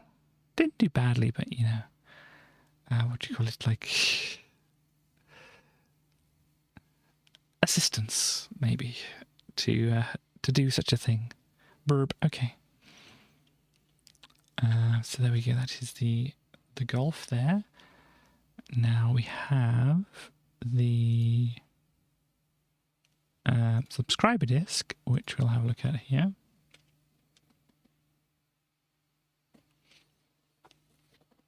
Oh gosh. I don't know if I'd ever have that much energy to do that. We have an anime guide here, which unfortunately I can't get to work because I can't find the right thing to play the files here. I mean, the thing that I usually use that's in the utilities here, the multi-view thing, doesn't work on the type of file that comes out of the anime guide thing here. So we cannot see that, unfortunately. But you know, it'll just have lots of anime in it, which is going to be out of date and stuff like that. We do have the sadness mod. Now this, I will say right now, apologies if the stream gets muted at all at this point. Because, you know, rather than get a copyright strike, not copyright strike, just like a content match is what they are, which they don't say, you know, bad, you lose your channel for that kind of thing. They'll just go like, well, now that this company, you can take all the money that you know that I'm not getting, but all the same, we can load up. I think Pro Tracker this time. But no, I think I tried that and it didn't quite work. Let's try Octamed again. I think Octamed worked. So yeah, if they're the from the millions, of course. If the VOD of this gets muted, don't worry. For some reason, they put tubular bells at the start of this, so that's likely to hit it more than anything. But also, where are we? Parent. RAM disk, here we go. Also, it's apparently an Enigma song called Sadness or Sadness or whatever. No, hang on. Where is it? It's supposed to be here. RAM disk. Here we go. Sadness mod. Or Sadness, as I think it is actually in the actual real thing. But yeah, it starts off with a bit of tubular bells for whatever reason. So, as I say, if this gets muted, then that is why. Then it goes into the Enigma song, Sadness Part 1, yeah.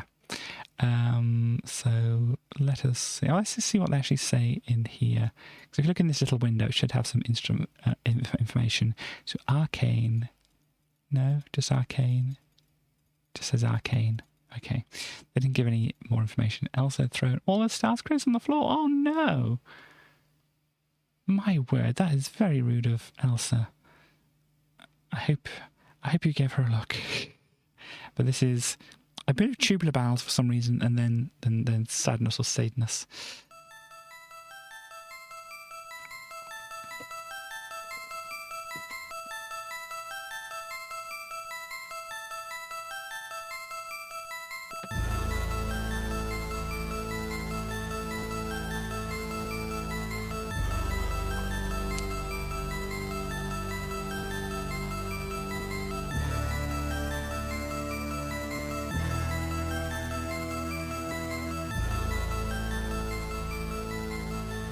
I don't remember tubular bells being quite so dramatic, but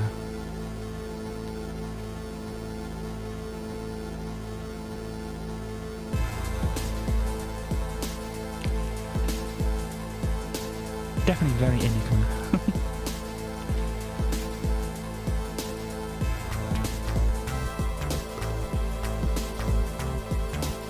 I don't really know the original too well.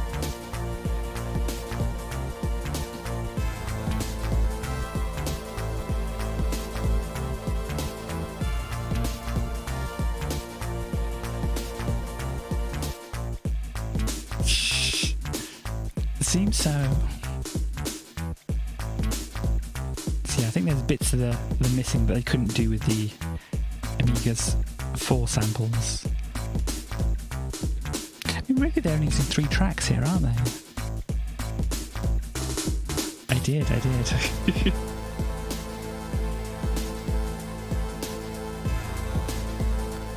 In fact, there's an entire drum loop of just this one track.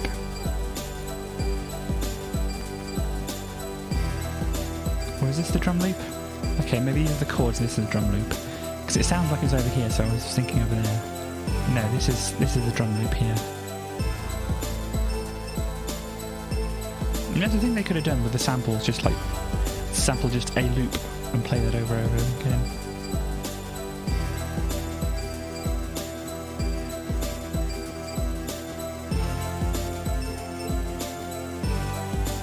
Yeah, the other ones are the chords and things. But then again, they do have a loop here somewhere.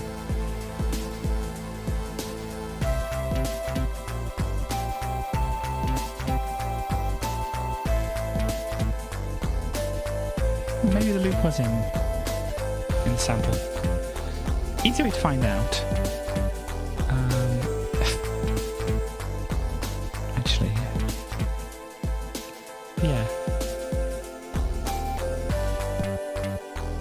Yeah. The drum loop is just on that one note. As I thought, but I kind of got sidetracked, but no.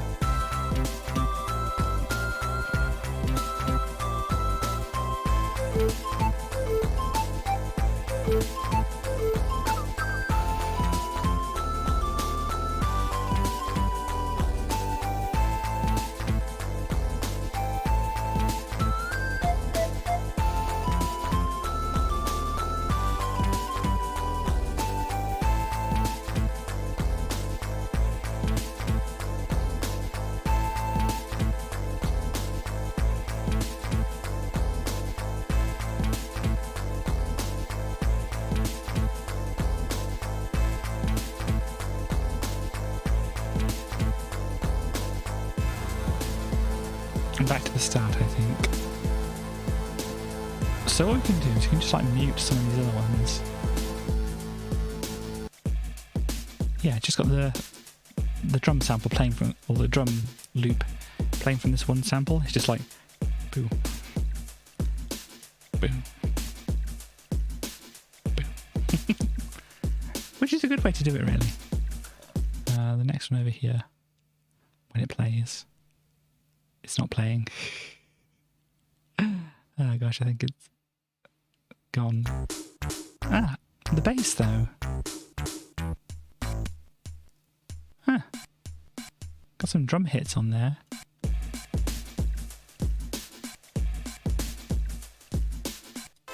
Interesting. These ones basically do nothing at the moment. You've only got these two tracks doing things on that one in particular. This is where I got confused. These look like the drum track. Yeah, it kind of looked like it was the drum track, but no, the drum track is still just on that first one.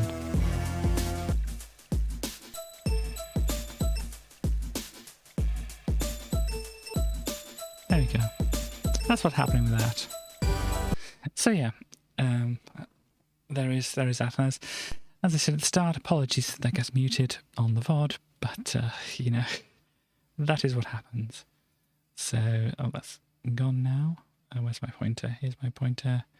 We can go back to here. So, we have some information. So, because, you remember how good they were previously about thinking of what the CD32 would look like? Remember how spot on they were with that gear shift joystick thing? Well, they've done it again. This is what they think the Amiga will look like under ESCOM. Why it has dog ears, I don't know, but it's kind of cute. And you can see the very bad, or very noticeable at least, artificialness of this here. But yeah, this is what they envision. Is it supposed to be a CD drive down here? There's definitely a floppy drive up here. That's supposed to be a CD, I think. That's supposed to be a CD drive. But yeah, they got the Technosound Turbo full music software on the disc, which is what we had there, and the Golf there. So we can have a look and see what else we have in the magazine. Apparently, just the new ESCOM stores were opening across the country. ESCOM are gearing up The return of the Amiga, with hundreds of new shops opening across Britain. The dream machine, using our amazing powers, we gaze into the future and predict what ESCOM have in store for the next generation of new Amigas. Of course. And let me get this centered here. We have, for some reason, something about the 25th Glastonbury Festival. Who knows why an Amiga magazine is doing such a thing, but we'll find out on page 32. And we won't. But let's have a look down here. This month is you. Apparently, this is what they had out over here in front of their stores. ESCOM, your personal computer store, now open. The swings and roundabouts of outrageous fortune. I don't think that's the way it went. Was it the slings and arrows? That was it. Slings and arrows of outrageous fortune. Definitely not the swings and roundabouts. To mix something or others, indeed. Have conspired against us to deprive you of any great ESCOM story this month.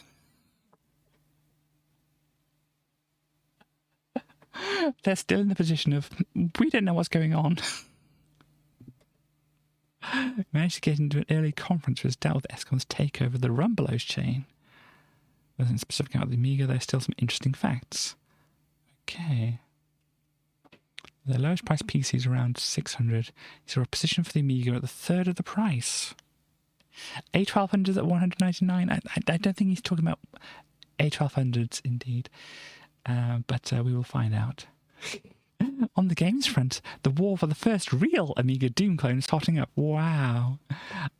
We played Alien Breed 3D before. That was fairly good for like a Doom clone. Yeah, I've got it here. Alien Breed 3D. Aside from Team 17's Alien Breed 3D, there are another two contenders aside from... I'm sorry, how does this work? The war for the first real Doom clone is, or Amiga Doom clone is hotting up. And then aside from Alien Breed 3D, what is the... Are they saying it doesn't count? Because why? I don't know. Viracop has arrived too, just to prove that not everyone has abandoned the Amiga. Oh dear.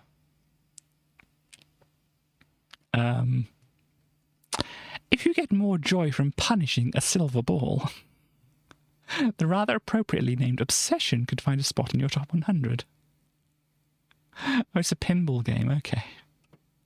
It was yeah. Anyhow, Special Reserve. Wow, is this a page that's been torn out, or is this just... See, so you've got page 7, 8, 9, 10, 11? No pages have been missing from this. Special Reserve only doing one page.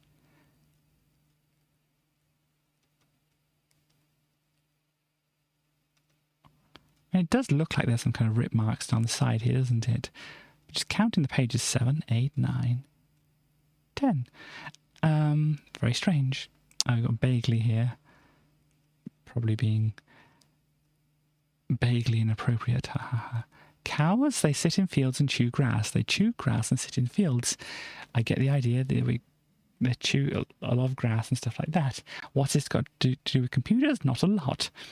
But it is one of those clever little devices that writers like to use to make you think we're really cleverer than we are. Fine. Fine. It's got some ESCOM stuff going on here. Another ESCOM thing. It's not really flashy, is it? I mean, you can't really see it on the pixelization that we've got here, but it's not really a flashy thing. It's even got a little Intel Inside logo up here.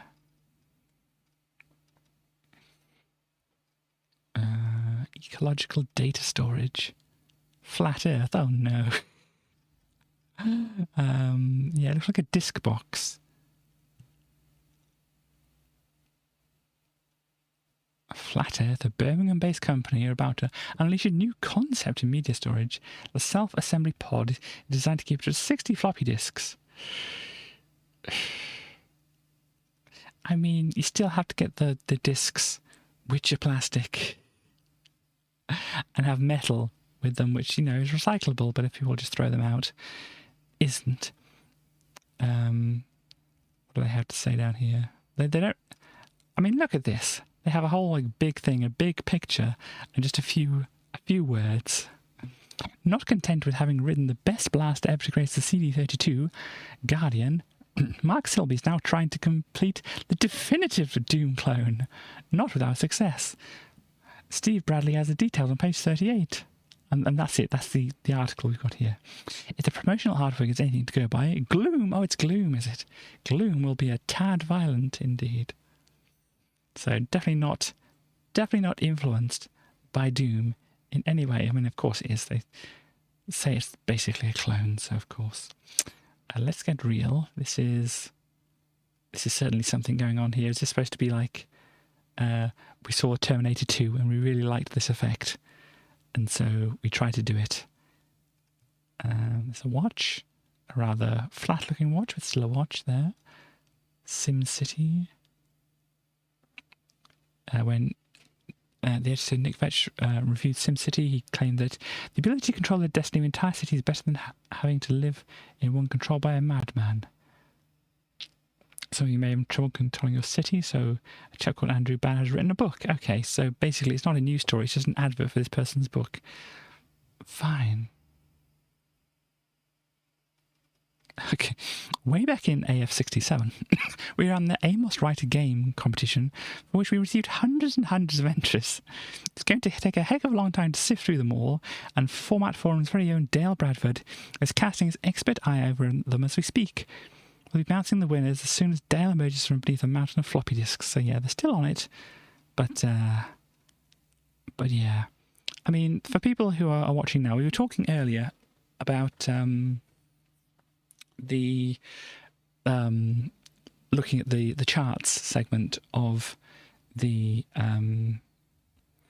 stream here, and that it was, you know, basically just me reading out a bunch of names and stuff.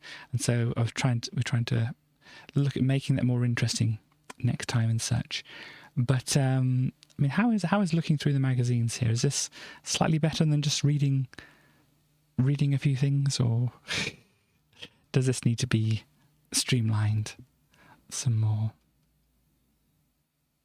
Because I like looking through them, but if it's a slight, it's common interesting stuff, you enjoy this, that's okay. We have some kind of mech thing going on here. That is good. Obviously, it's good to check. Oh yes, of course. The thing that's on the coverdisks, you can get an upgrade for it if you spend. It doesn't say here, but you can get an upgrade if you want to. So there we go. And yes, Daydream Amiga. And yeah, so what are they? Look at all these. I don't think these actual hard drives they think are going to be inside. Spot.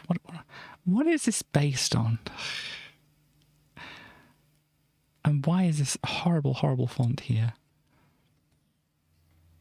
Because this is the Dream Amiga. It kind of obviously looks a bit like Workbench, but not.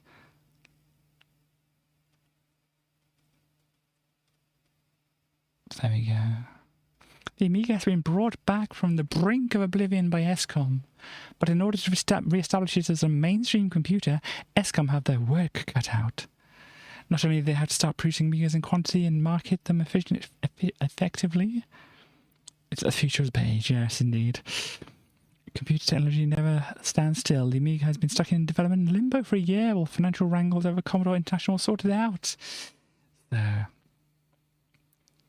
most of these plans will be fleshed out soon. ESCOM are planning to announce their plans later this month. But to preempt that, Amiga Format has been compiling the views of key industry figures and the thousands of comments from you, our readers, to come up with a blueprint of the Amiga we would like to see. Indeed. What do people want to see in their Amiga? They want to see an IBM PC. Oh dear, oh me. Wow. An Amiga that can run PC and Mac software with the speed of a RISC processor is sure to find a market. It's sure not to actually be produced. But it definitely would find a market if that was in existence. People want the PowerPC chip here, which was in the Macs. Graphics and multimedia ability Amiga could be enhanced greatly. A lot of things could happen. What to do with Workbench? Workbench itself is quite an integral part of the Amiga. Without it, the Amiga wouldn't be so easy to use. Although it's a great strain to use Workbench on floppies. Instead of the complicated, so complicated 3-button mouse and keyboard approach on Windows, so complicated. Gosh, whatever do I do with all these buttons? Sorry, it's really high up for you to see it. What do I do with all these buttons? I mean, this mouse even has more buttons on it. I mean, how would I press them with? Do I use my tongue? The Amiga relies very much on a simple but powerful interface. They've seen Windows, haven't they? Windows is...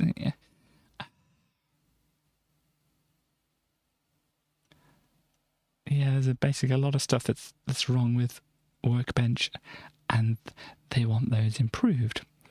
Especially 24-bit cards would not disappear, but the Amiga should have a 24-bit graphics as standard. The growing influence of comms, they're still calling it comms here, means that a new niche market is ready for exploitation. Exploitation indeed. And, wow, look at this. Mel card, Mitsubishi, 20 megabytes. Gosh.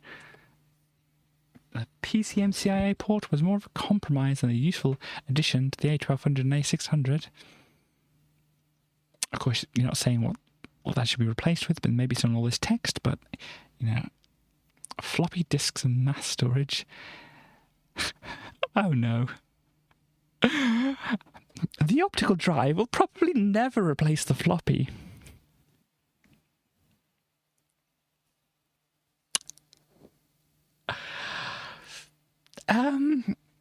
Hi, Katie from the future here, Amiga Magazine. Katie from the future here, Amiga Magazine, but yeah. Even the optical drive gets replaced. Ethernet cards are available for big box Amigas, but why can't some cheaper, simple network interface be included with the new Amigas as standard? What is this? This is not Ethernet as I know it.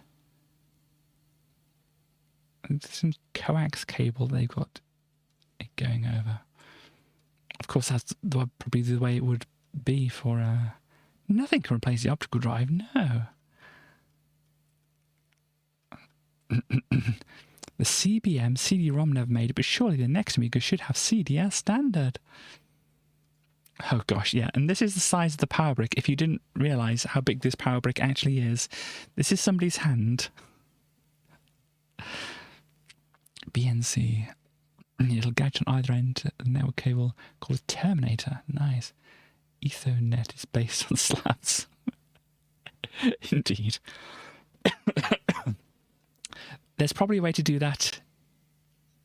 I would imagine... there's definitely a way to send information through fences and stuff in Minecraft. Or walls and stuff like that. You could almost have an Ethernet thing going on there. I mean, with stairs as well, you could change the angle of a stair to change something else, and so you could get an Ethernet thing going on there. But slabs are a little bit more tricky because they don't change shape or anything when you have other things placed by them, do they? But it's an interesting idea, all the same. People have already used the column of walls or fences or stuff like that to send information or signals from down to up, whatever the proper way of saying that is. But yeah, this is how big the brick. In the name of humanity, is it not possible to create a reliable power supply unit that can fit inside the Amiga? So one day I'm going to actually dig out my power supply and actually show you how big it actually is. But yeah. So let's see. Making sense of the jargon. Yeah, this definitely looks like a lot of jargon. Amiga Guide is the hypertext language included in Workbench 3.0. That's why I couldn't look at that anime thing, because it needed Workbench 3.0. I don't know easily where that is on things. So you got the RISC things and PCMCIA and MPEG and MIDI and SCSI and all that kind of thing. Have your say. Now that we have put forward the arguments for the different opinions available to ESCOM, of some different options available to ESCOM, it is time once again to canvass your opinion, which we will then forward on to ESCOM. Oh gosh. Did they ask for this? Simply mark down in order the three most important hardware features of the next generation Amiga boots up into RoboCod. Charlie wants to have a word with the Amiga about internal power transformers. Yeah, I mean, it's a brick. I mean, just to kind of say here, it's a massive thing, which obviously can just like be at the back here, but it's just massive. I really don't know why it had to be that big. You could throw it. You could indeed throw it at a cop, and I don't think anybody would be sad. Simply mark down in order the three most important hardware features. Example: Power PC processor, network POC, and SCSI interface. Not that we're trying to guide you here at all, but as a reward, you'll be entered into a draw for a free 12-issue subscription to Amiga Format. We have 5 subscriptions to give away, and the draw will be made on Monday, July the 31st. I bet you didn't get Earth Loops with it though, that gave it lousy sound quality. Yeah, that was a weird thing about the Amiga. I mean, if you talk about the Atari ST having some bad sound quality thing, it's a very strange thing, because I've noticed in some things, the floppy controller, I think, this is the floppy drive Lite that I'm pointing at here. The floppy controller, I think, was wired into the sound system. Forgive me if I'm wrong. If anybody who knows more about the Amiga than I do, please obviously say. But I think the floppy was connected to the sound, so that, or the lights were connected to the sound at least, to the power light. I'm only half remembering it, but it's come up before, I think, in these magazines. And so in order to get, because there'd be a low pass filter on the sound, and that's why sometimes when I've played the songs, especially at the start, it's like, it sounds a bit weird playing it to the tracker, but playing it in the game, it sounded, perfectly fine. But that's because it had a low pass filter which you could enable or disable. And it would be something to do with these lights or the floppy drive or something like that. And if you turned off these lights or dimmed them or whatever, then you could actually have the full range of the sound. It's just very, very bizarre. I mean, I can kind of understand in some way about the hardware limitations to that, but it is quite strange. Wow. Please tick the box if you do not wish to receive marketing material from ESCOM or other companies. This is why they're doing it, really, isn't it, though? This is not, hey, we at Amiga Format want to try and get, the new owners of the Amiga to do something nice for you. It's like, this is just to collect information for ESCOM so they can send out stuff to people.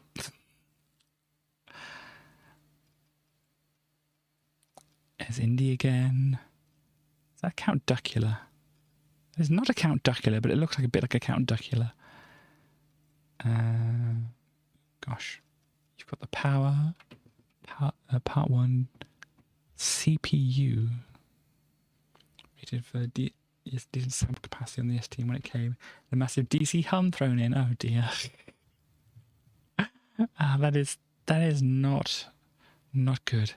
So what makes your Amiga tick? Simon Goodwin reveals the power of the Motorola Central Processor Unit at the heart of your machine. So where are we? I mean, this looks like it's probably under here, doesn't it? With all this big fan on top of it, stuff like this. Here's some kind of expansion slot, I'm guessing there. Think Cyber. Think Cyber. Indeed. But yeah. Let's see. Yep, these are indeed some chips. It goes through the different varieties of them and stuff like this. There we go. Do we have anything? I mean, this is... oh dear. Well, this is quite useful, isn't it? A computer virus. I'm going to eat your fat. Nice. I mean, I need to lose a little bit of weight, so go at it. I mean, what it probably is mentioning here is the file allocation table, which, you know, but it would be ever so nice. I mean, but then you'd have a computer virus inside you, so maybe it wouldn't be so nice. Gosh, Lion King clip art. That is indeed some Lion King clip art. Hip hippie hooray. This is the Glastonbury Festival. Excuse me, sorry. Glastonbury Festival celebrates 25 years with help from the Amiga.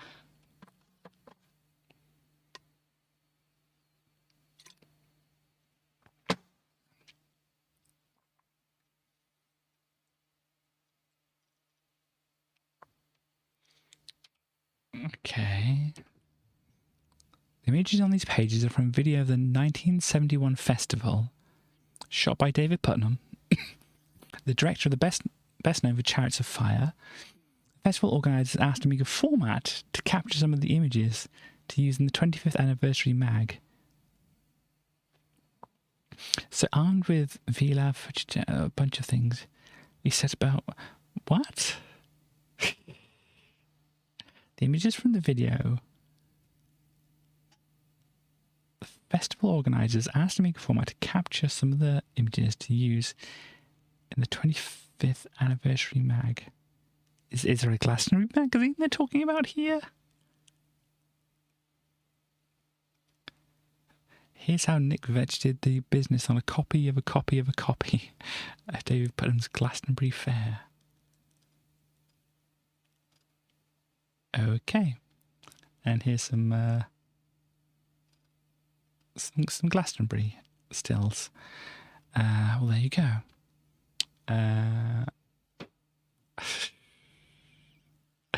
Doom for thought. They're really trying to get on this whole Doom thing, aren't they? The Doom Wars are almost upon us. Before we're all sick to death. Oh, yes, before we're all sick to death of first-person perspective shoot-em-ups. When we're sick to death of them. When they don't make them anymore. Let's be grateful the Amiga is still blessed with talented writers and dedicated gamesters.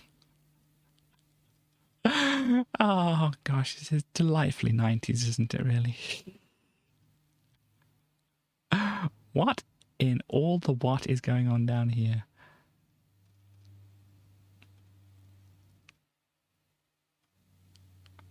Why have they done this? Jam, just Amiga Monthly, 6 free with every introductory subscription. Yes, 6, it's no misprint. While stocks last.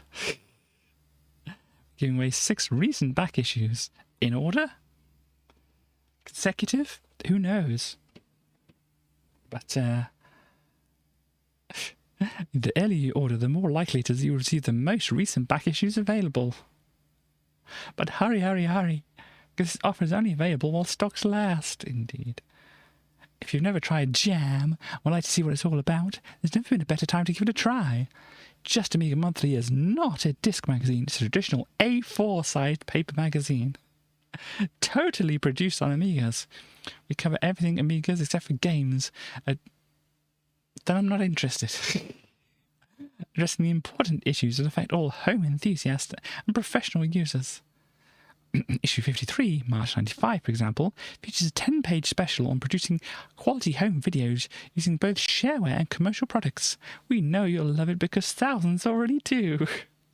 That's not very good logic. Like we know you'll love Durian because thousands do. You know, it's like maybe they do, but yeah. Anyhow.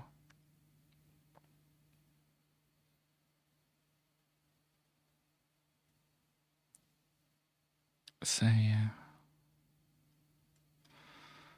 Here we go, some previews of things. We've got some Super Street Fighter 2 going on. Over here. Got a funky little character here.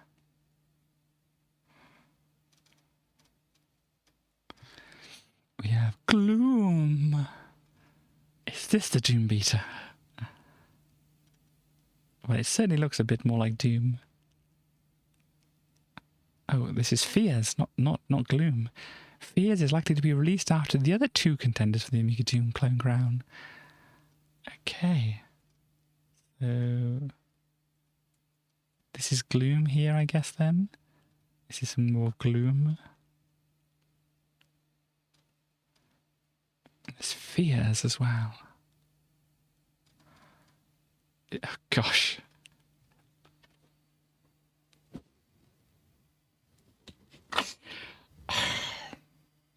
Okay. So Doom has this enemy called the Caca Demon. There's a big eye on it. Big eye. What do we do for our games? What should we do for our game? Gosh, what's like a big eye, but not like a big eye, so we're not copying them? What's like that? Teeth. Big teeth. We'll give it big teeth. Oh, dear me. So there you are. Here's the Sensible Golf we were just playing, and something else here, Tiny Troops, and the Big Red Adventure. Tiny Troops, okay, this is Tiny Troops here. Looks kind of cute. This is the Big Red Adventure. This is a very interesting graphical style, I like it. I like the kind of... This works. This is blocky 3D stuff that really kind of just works, I think. You know, now I'm looking at this over here and it's not working quite so well, but it's a very interesting look to things. I do like.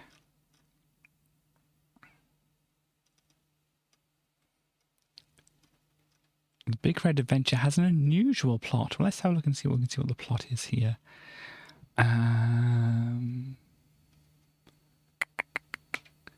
Set in Russia, the tale tells some old Red Army fellows who are plotting to return the country to communist rule. And only 3 foreigners can stop them.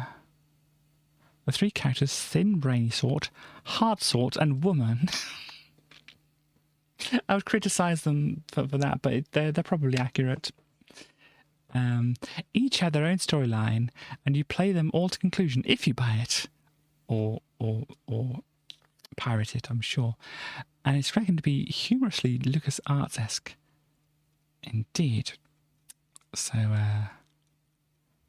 there we go. Not a lot of information on that, but there we are. We have the Techno Plus.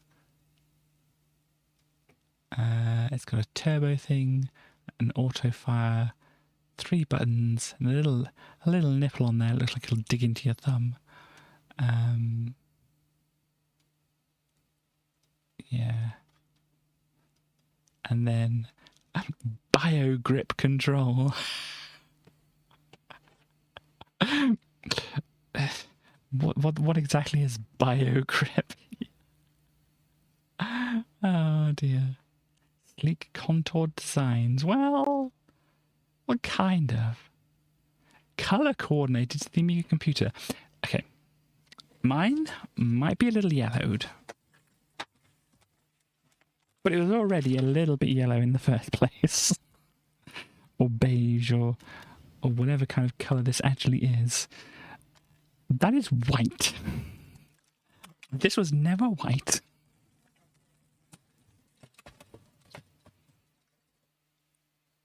This is most certainly not colour coordinated. This is most certainly not colour coordinated. And this disturbing looking mouse, not colour coordinated.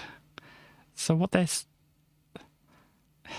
So, colour coordinated to the Amiga computer, Amiga/Atari ST mouse.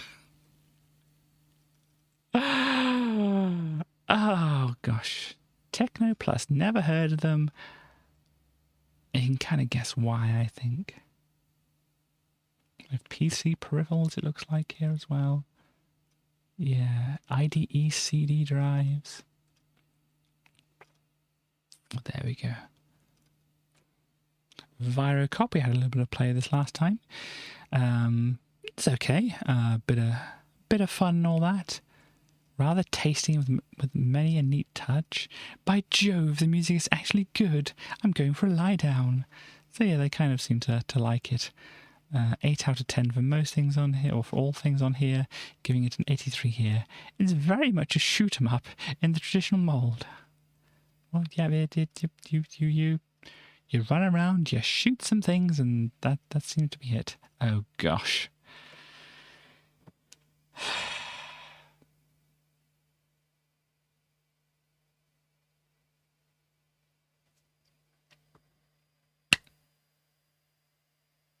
Yeah, this happened around this time, which I haven't pointed out. Because who really wants to go over this again? This is fine.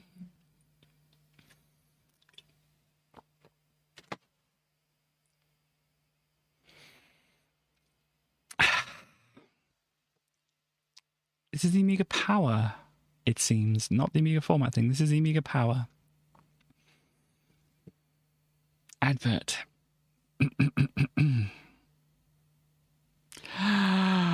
Oh.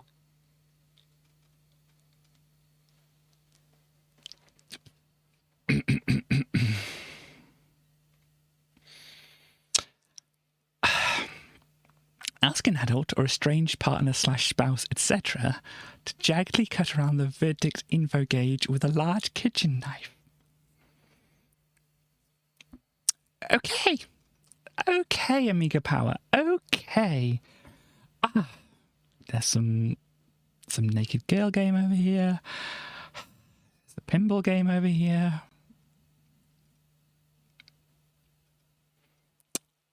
Balls and bats over here. Resistance is useless. Has Doctor Who...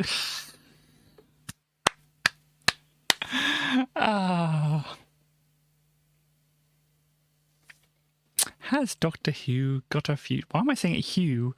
Has Doctor Who got a future? I think I'm getting my brain mixed up with the futures part here. Has Doctor Who got a... I'm saying it again. Never mind. Find out in issue 1 of SFX. Gosh. Let's just have a quick look over here at Doctor Who. I've learned the mistake. The mistake of pronouncing it wrong, yeah. In July of 1995, what kind of position were we at with the doctors here? So, yeah, we had Sylvester McCoy, who was on from 1987 to 1989. And then Paul McGann was on in 1996. So this was in, like, the interim part between, like, the first run of Doctor Who and Paul McGann. Hadn't had the movie yet, yeah. And then before the reboot with Christopher Eccleston is what we've got here. So yeah, they were like,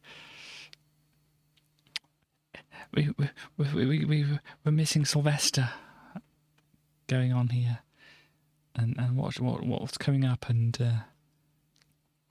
all that kind of thing. Oh gosh.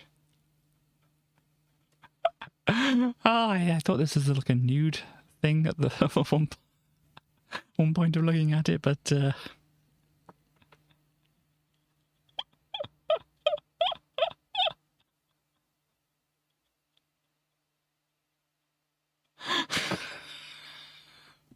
what? I'm sorry. Okay, so we have naked stretch things or lift things meter. We have alien discussion meter over here. We have that meter. We have another alien meter. We have I don't know what that is. We have a yin-yang meter for some reason. We have a heart meter. And we have the... what? What is this? What?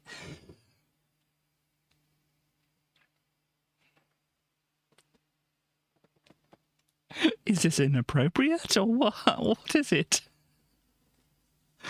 Oh dear. Spirit meter, let's call it. Oh gosh. Look at this gargoyle dog. Oh, that is magnificent right there.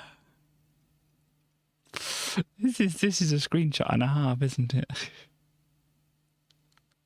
It's a very good dog, but wow. That's Tower of Souls, there you go. 44%. Looks wonderful. Technically competent sound. I don't know if you want that for your sound, really. Addiction? No, unless you're the worst kind of masochist. It has no redeeming future. Well, I know some masochists. And maybe they can weigh in on it. The engine makes for a playable game, but that means absolutely nothing. Oh dear.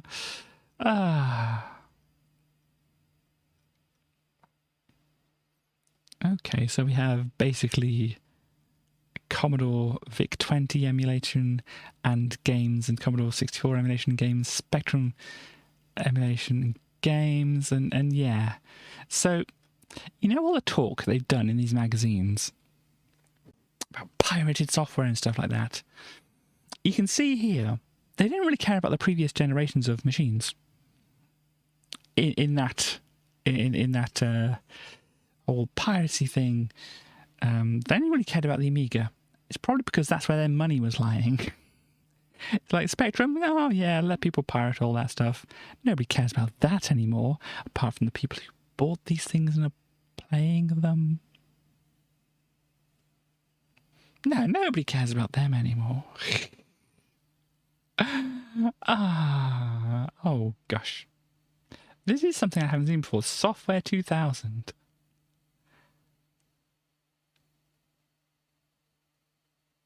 What? To order any disc, just write the disc title and the disc code EGU081 against. Oh, for example, that's what they're saying here. Oh, gosh, that's not the way you write that. So they mean, for example, write U01 against. So basically it's like, write G097 plotting. Just write the disk title and the disk code. Where? Some titles have a number in the brackets. This means the title comes on X number of discs. To order a pack, just write down the pack title name. All discs compatible, all Amigas unless stated. Sorry, I'm just going to... Yeah, they didn't have an order form or anything, so it's just like you write it down on whatever and just send it in, it seems. 99p per disc. Excuse me. Unsensible Soccer, very similar to Sensible Soccer games. Recommended. Fruit Mania, brilliant. Fruit Machine. Oh gosh, Trickle Treat, like Doom on the PC.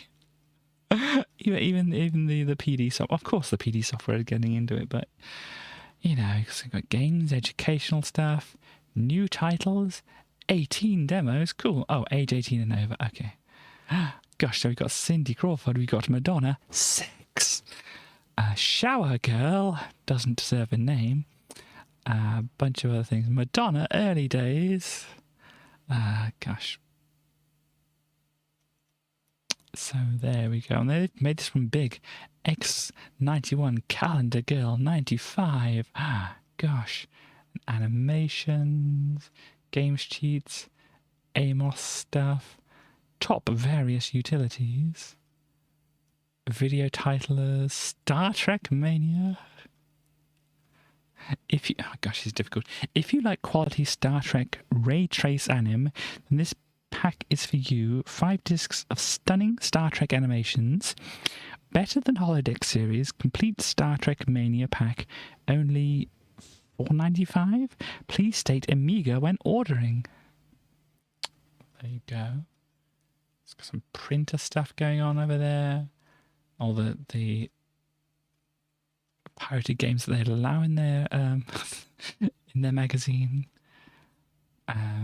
Business software, AGA Air 1200. Not saying what specifically type of thing it is. Oh gosh.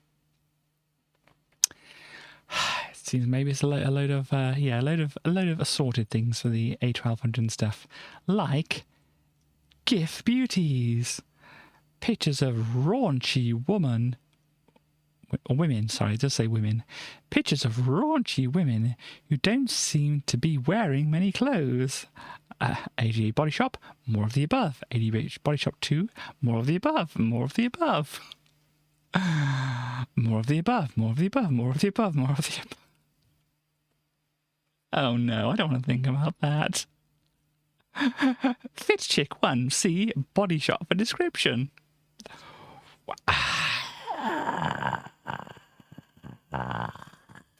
And then this one goes, see AGA 41 for description. Let's see, AGA 41 gift. Yeah, it's the same thing. Why do they not say just same as more of the above? Why?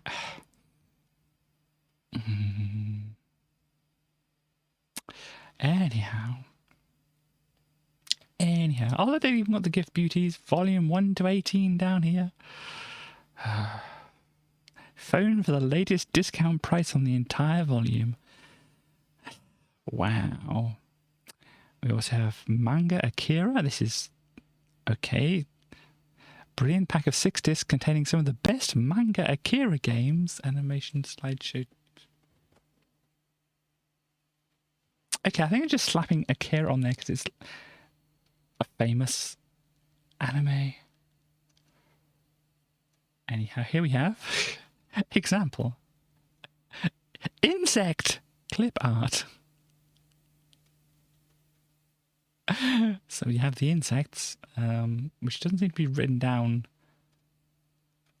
Oh no, here it is, insects, sorry. 5 discs of insect clip arts. Oh, it's a good job Stars isn't here. They only have 1 disc of cars clip arts. Birds, though, we got you covered on birds, dogs, and flowers. Not cats, though. Cats only have 1.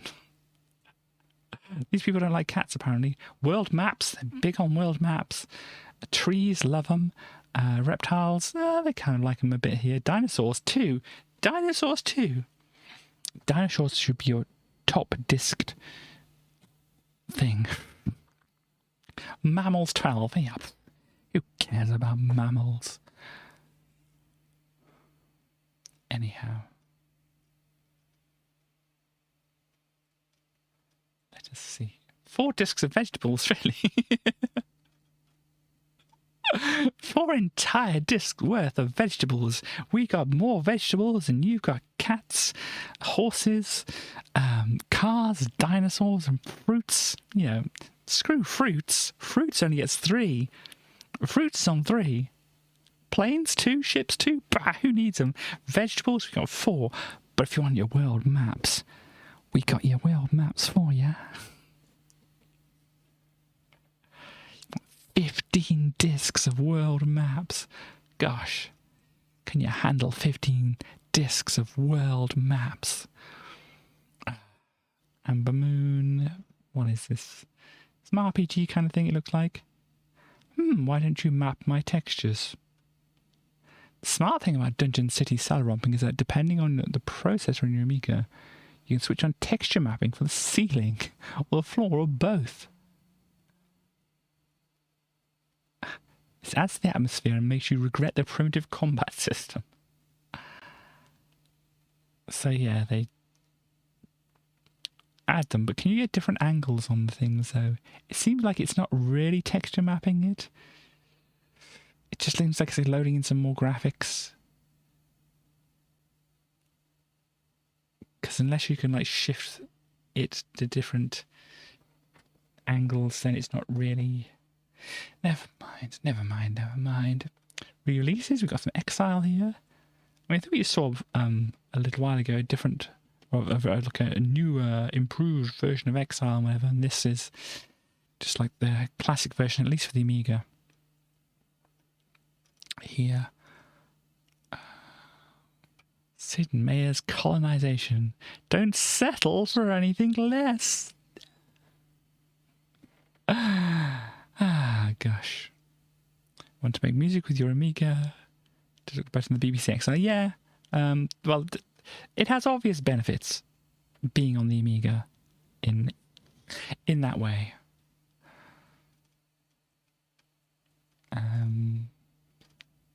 So yeah, get future music.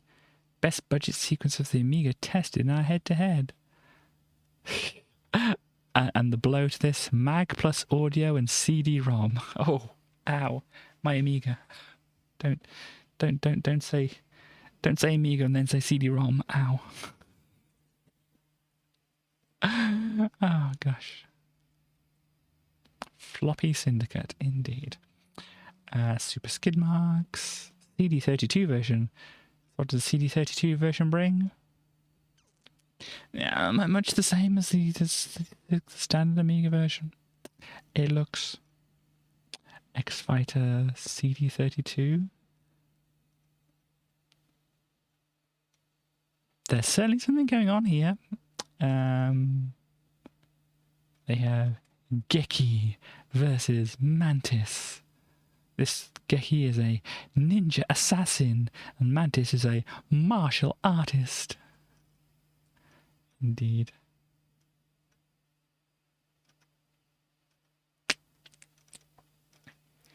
There we go, got the cheats and things, and walkthroughs. Zoom! While I will zoom. The best CD this year, Zoom! Zoom not only contains the latest PD from all over the country, it also contains some exclusive products that will appear on the CD before they appeared in our adverts or any other PD libraries adverts. Wow. Do you think they call it Zoom? Just so people thought, it's Doom! Gosh, it's only 19...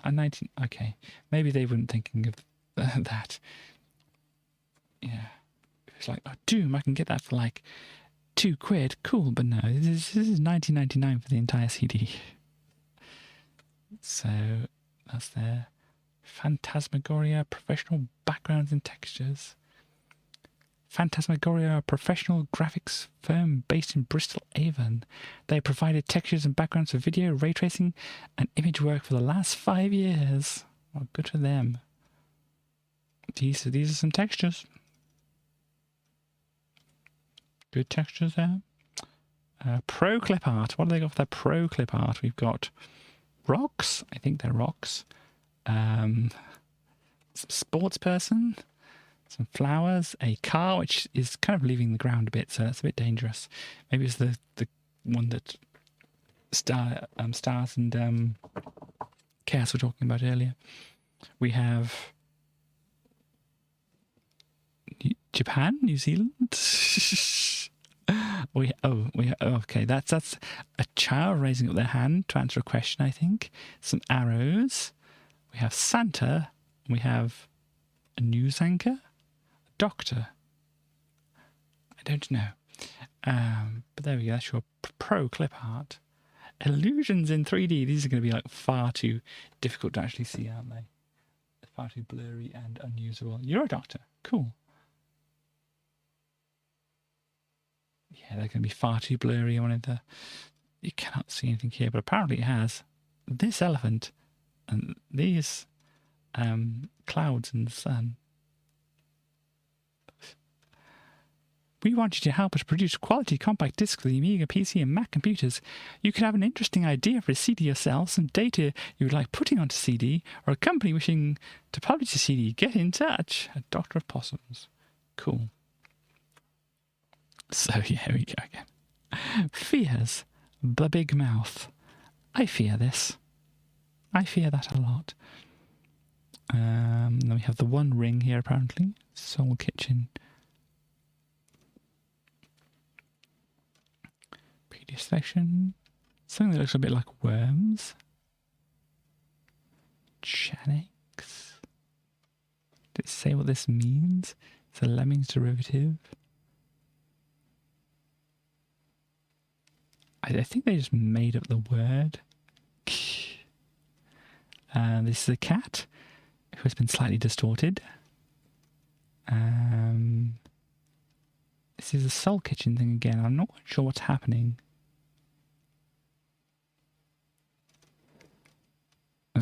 This is... It's something that looks very difficult to pronounce, and I don't know if it's... This is supposed to be a V, I think. That's what it says here. Psych-Evil. So it's basically like Alien Breed. Yeah, Alien Breed it says over here. Some racing thing. So there we go with that. We have standard adverts and things. We have Mortal Kumquat. Game demo / joke. Where is Mortal Kumquat? Here we go. This is Mortal Kumquat. Moship. Horang. Okay. In this bout, we decided to keep the gore switch on. We changed our minds and decided to have it to not off instead. Okay. Slightly damaged fruit and veg. Interesting. I don't know. I get the Horang name slightly, but what is this? Moship. It's called Mortal Kumquat, if you're curious. I don't know if that answers any questions, but if you're curious, that is what it's called. Okay. Spoof. Oh, right, okay. I thought you were just making up words then. So here we go, image FX. So now you too can take a copy of an Amiga magazine and put it on the moon if you want to. You can also do this here. If you want to, you can also do that or that. Indeed. And you can do this too. If you really want to do that kind of thing.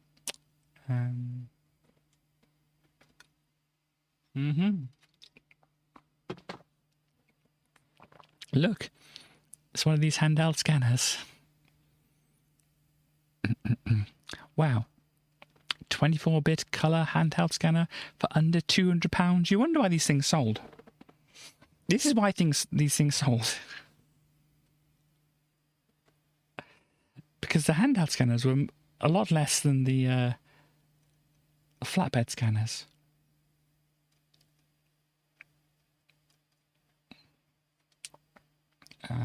There's stuff going on over here that's been scanned in. We have this person outside an old-looking building. These people in the PC format offices, I guess. We have these people making out, but they look like they're in a picture. A painting, I mean. And we have this, which looks like some body painting. The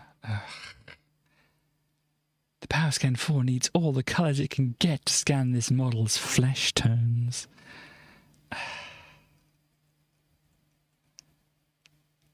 Indeed. TV paint, you can do other stuff like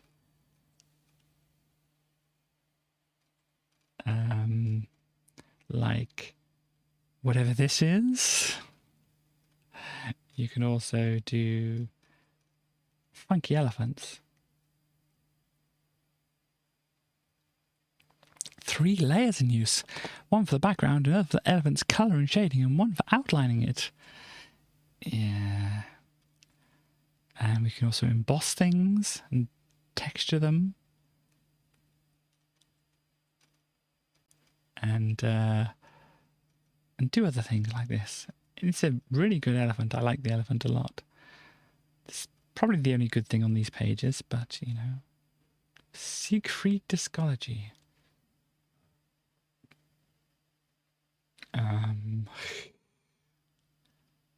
Siegfried? It's a virus checking program.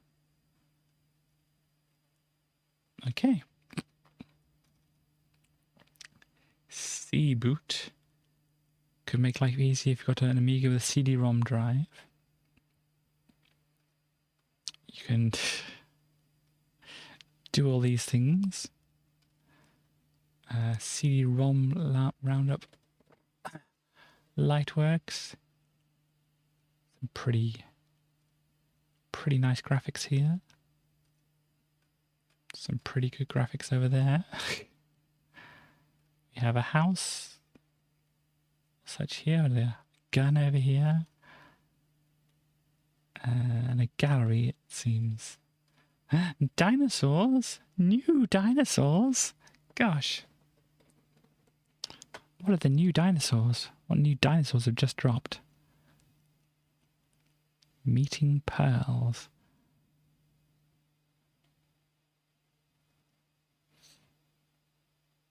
Uses HTML. Uses mosaic. Okay. Gosh. Eric Schwartz fans will be kept happy because all of the animations have been included in the animations directory. In fact, almost all of the animations in the directory from Eric, which makes a change from 3D rendered spaceships. There's a bunch of fractals in there as well, apparently. So yeah, just like shove whatever you've got on the discs. Attitude, it seems to be. Ah, here we go. Amiga Shopper. The way Amiga Shopper broke the news. It's 4 select tokens for 4 new dinos. I don't know, maybe it's 4 pup for 1 dino. After a year of uncertainty for the Amiga, Commodore International has been finally bought by ESCOM. So yeah, this is how they did it on their cover. Helios. What is that? Programming language. Okay.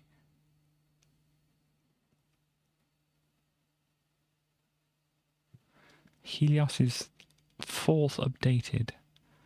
Okay. Not that I've ever done anything with 4th, but there we go. The .NET. Become a net expert in 5 minutes. With a bluffer's guide to the internet. Oh dear. Keep your email safe with pretty good privacy. Don't waste time online. Find the best of the net in the .NET directory. Indeed. Once again, they're mismatching their images here. They've got a screw in somebody's eye with wires attached because this is how I use a computer. Is this not the way you use a computer? What is this? Yes, this is the perfect way to use a computer. Fourth will be with you, yeah. I'm using a computer, everybody. Look at me. Oh, dear me.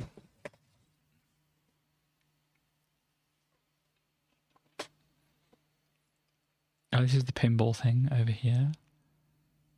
This looks familiar. I think we saw this on a cover disc. Obsession. The pinball game. From Merlin. Anyhow, we have a workbench. This person's talking about workbench. So this is one of their writers, Graham Sandiford. Okay. So that's who they put the extra eye in the middle of the forehead for. It's that person there who actually works for them. The squirrel, and they should connect a SCSI device via the PCMCIA port. Gosh, the PCMCIA, that's like a card, isn't it? it seems like it would be very flimsy, and then you've got this thing sticking out the side. I'd be nervous using this thing.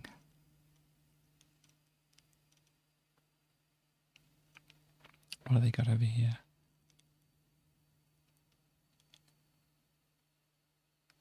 So can you add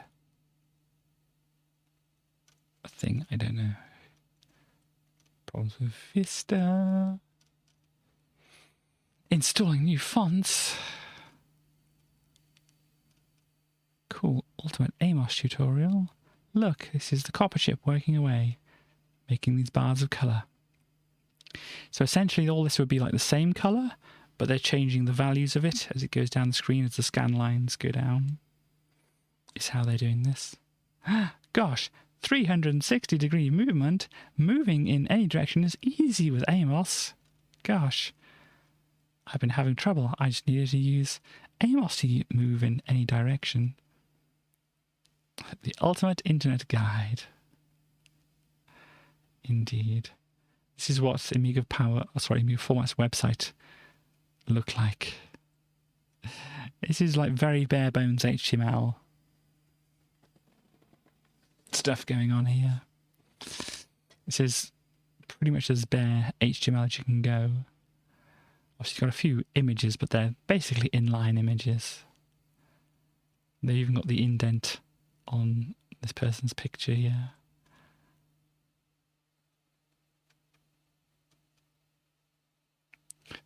You're going to get your jargon kicked in. Yeah, they're mentioning daemon here. For some bizarre reason, no service providers are willing to provide support if you're using an Amiga on the internet. The only one which provides any form of customized support is Daemon Internet Services. Well, this is once upon a time I did use Daemon, but not within Amiga. We have mailbag again. What have we got? Oh dear. How long is it going to be before new Amigas are in the shops?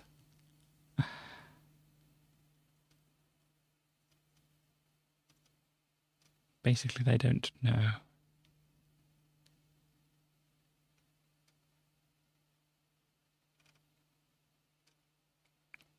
And that should this magazine focus more on A1200 and A4000 stuff. The gallery. Let's have a look at the gallery. So we have some gnomes doing some fishing. It says no fishing. Oh no.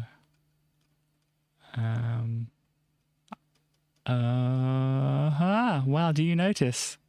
Do you notice, everybody? I mean, not the boobs down there, but do you notice? Or do you not notice? Something is missing from these pages. Not surprisingly, I would say, but something is missing from these pages. We no longer... I'll get to them in a bit, but we no longer have David Pleasance over there. Since he's now not, you know, the top dog. I don't even know what his job is and whatever at this point. Maybe he doesn't even know then. Bits on the side, gimme gallery, amber. Indeed. I really like the gallery pictures, but also I'd like to get them. Email addresses for those who want to put him out would be great. That amber picky in AF70 is excellent. Okay. We're considering setting up an area on our www site. Indeed. Why I'm a pirate. I don't agree about sending the programmers money. I also buy pirated software, but I would probably stop if the programmers made most stuff hard disk installable. Alas, they can't be bothered because they rush out their software. They say it takes up to too much space on the disks. Bollocks! I recently bought Cannon Fodder 2 hard disk installable and will continue to buy pirated software as long as the pirates are selling games at hard disk install. Dear. I can understand your annoyance, but piracy is still wrong.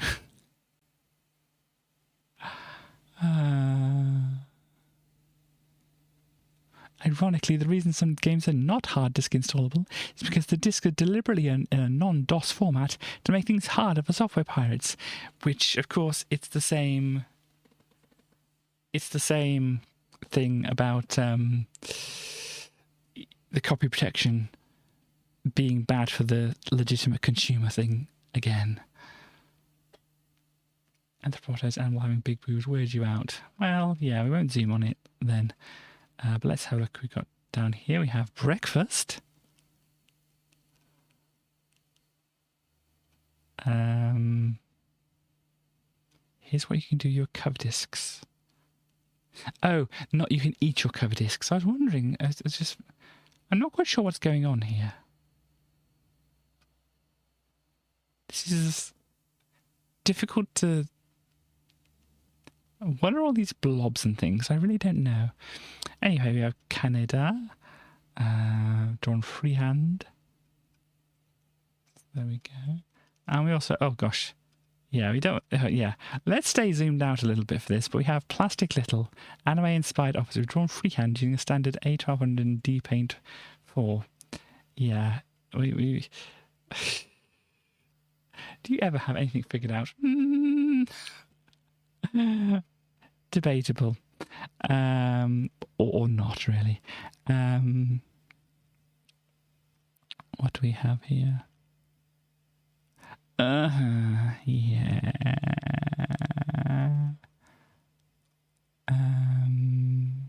So it's a back issue. Collector Special. They're just calling it the Collector Special because they're selling back issues. Hey, if you're a collector, you can get all the back issues. I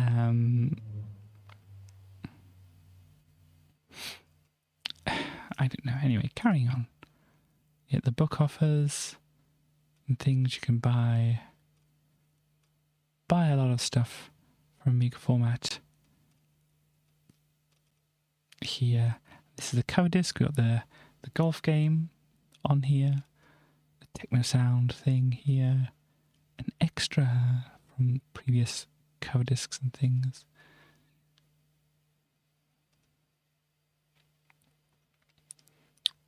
Oh, here we go. Amiga Format presents Instant Relief. Next month, all your questions will be answered.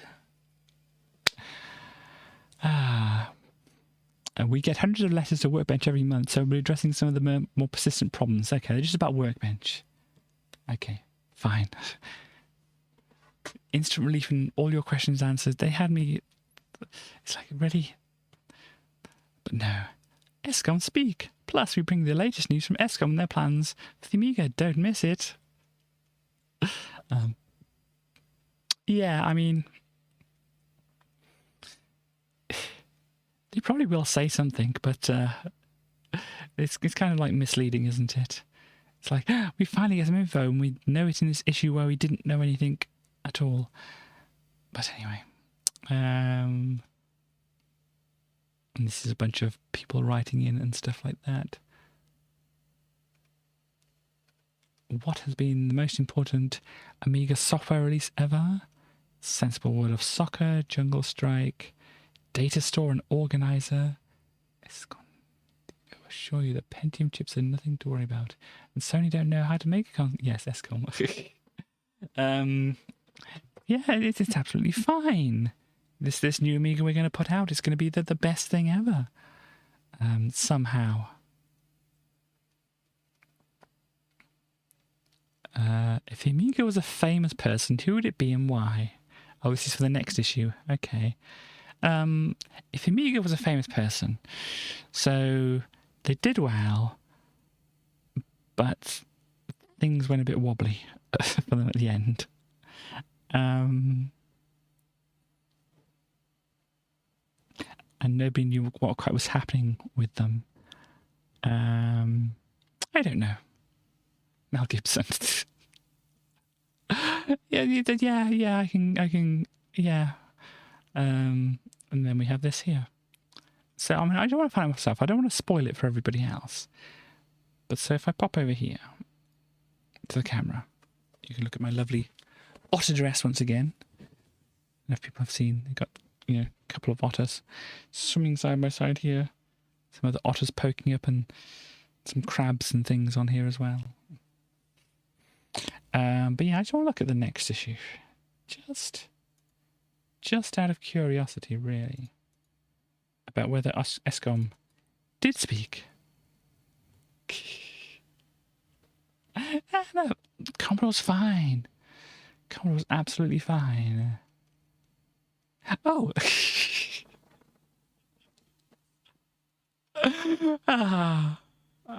Not wanting to spoil much, but let's see. So we have, let me get this up on the screen here. We have this, you know, ESCOM speak. Do they, or are you just saying that? And just to make sure people buy the next issue. But on the next issue, ESCOM speaks. Future plans revealed. So yeah, if you want to find out what all this is about, damn, yeah, they did. The only one who did it. I mean, we were doubtful. We weren't sure if they would speak, but you know, apparently they speak. And the next week we'll find out what they did speak of, what the future plans for the Amiga are, how well it goes, and all that kind of thing. But yeah, so that is going to be it.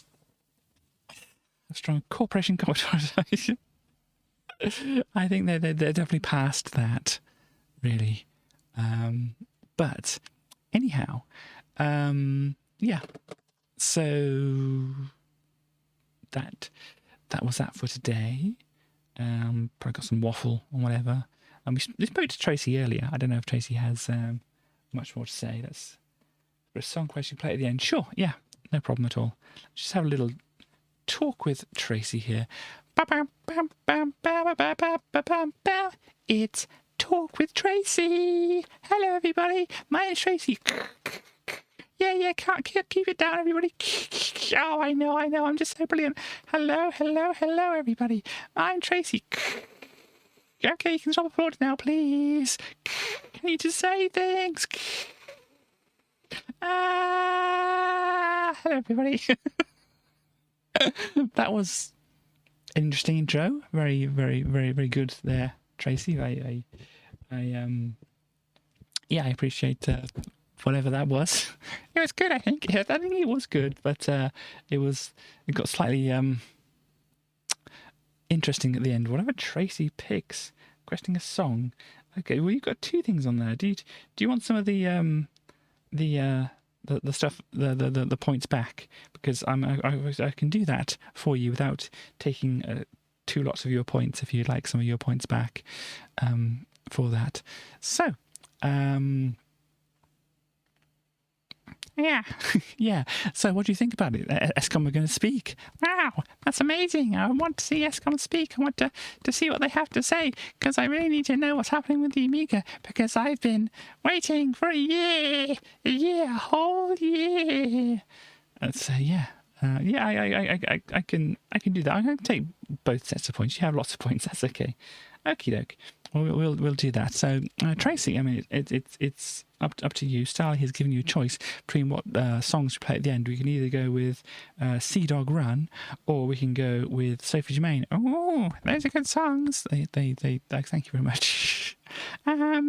So what are we? What do we want? So, I mean, I think you've done a lot of the, or a lot, probably more of the Sophie Germain, I think, than you've done played the Sea Dog Run one. So maybe you should do that one.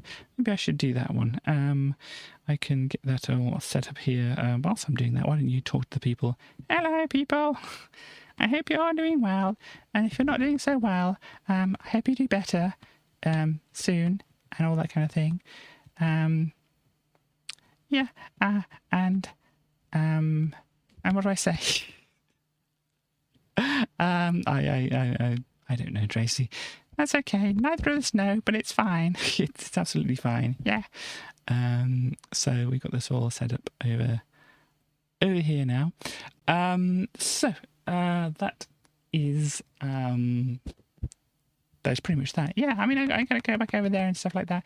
But thank you, everybody, for dropping by, and I will see you some other time. Bye. There we go. Tracy back over there. So, just as a random thing at the end, I found some sunglasses. They probably don't fit me. They probably don't suit me. But let's try and see what these sunglasses look like on me. How do you think I look with these? Probably not that great. These are very, very narrow sunglasses. They don't seem to be very even either, do they? What do you reckon? Anyhow, a bigger pair. Yes. I have a fantastic pair of sunglasses. I should just show some people those there. Let me just grab those. Just because we're doing this at the moment. Don't ask me. I'm just doing it.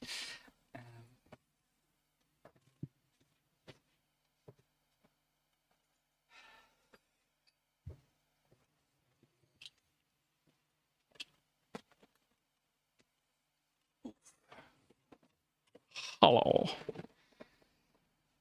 I am back, and I bring my sunglasses that are very, very fabulous. So let me get them out of here. This is my sunglasses, which I think suit me a lot better. They definitely complement my face shape a little bit better, I think, than those other ones over there. Still don't know if they're on straight or whatever, but maybe. I don't know how to be straight. Very reflective indeed. The ring lights going. Ooh, see the screen. That's what I look at. But yeah, so I'm going to be blinded slightly here. Only very slightly. But yeah, I'll put these away. I know this is a rare-ish sight now, isn't it? Katie without glasses on. What have I done? I think something got stuck on something. Oh, something really has got stuck on something. Let me try and do this again, but without... Yeah, I mean, I'm glad that the sunglasses are okay. Because I was wearing these when I had the accident and they went away. And I think they're right. There might be a little bit of a scuff on there. There might be a fingerprint. Yeah, it's a tiny scratch, but that might have been caused by something else or whatever. Or it might have been during the accident, because I said they did this like launch off my face.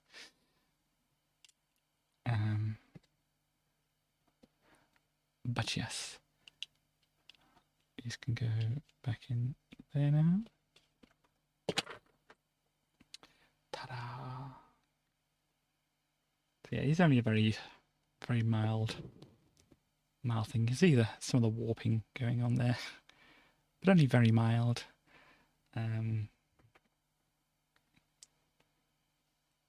Stuff, but my eyes are a bit, tired from looking at things more than they usually would be. But anyway, Starling's been waiting, I suppose. Sorry for keeping you around here. I will play Sea Dog Run, as requested by you, as picked by Tracy, and then yeah, we can move on. So Friday, hopefully, I shall be doing some more bug snacks. Health permitting, all that jazz. Just as a warning, next Friday I've got something happening. The stream may be late, may not. It just really depends on when this thing that's happening happens. So I will obviously keep a update in Discord, but that's not this Friday, that's next Friday. So Friday we've got Bug Snacks, some more of that, and then some more Minecraft. I have gathered a bit more stone. I have a Silk Touch pickaxe, so I have gathered some more smooth stone so we can do some more bits and pieces. I have an idea of what a banner could look like, but I need coloured wool for that. I haven't sorted that out yet. But the walls need to go out before the banners go on anyway. And I can get a lot of... You might have done some stuff too. Nice. We can obviously show off what Starly does, or Starly has done, or does in the next few days, or whatever. Yeah, you can see, no problem. And thanks for being able to come by. I'm glad you were able to come by, Darrodian, because I know you've been having trouble getting to see the streams live, and I'm glad that you could. So yeah, that is what we've got. We've got the song ready to play over here, and all I'd say then is I shall see you next time, everybody. Bye bye.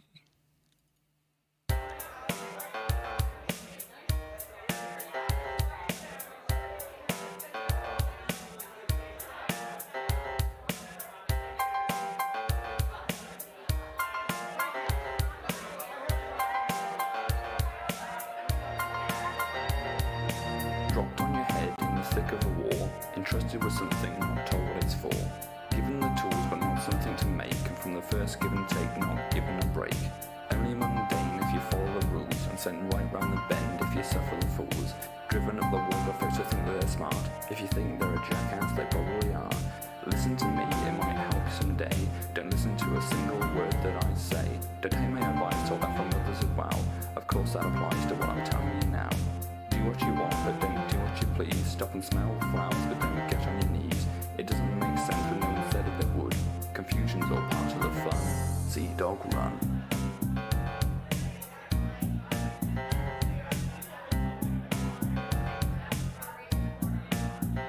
See dog run. See dog run.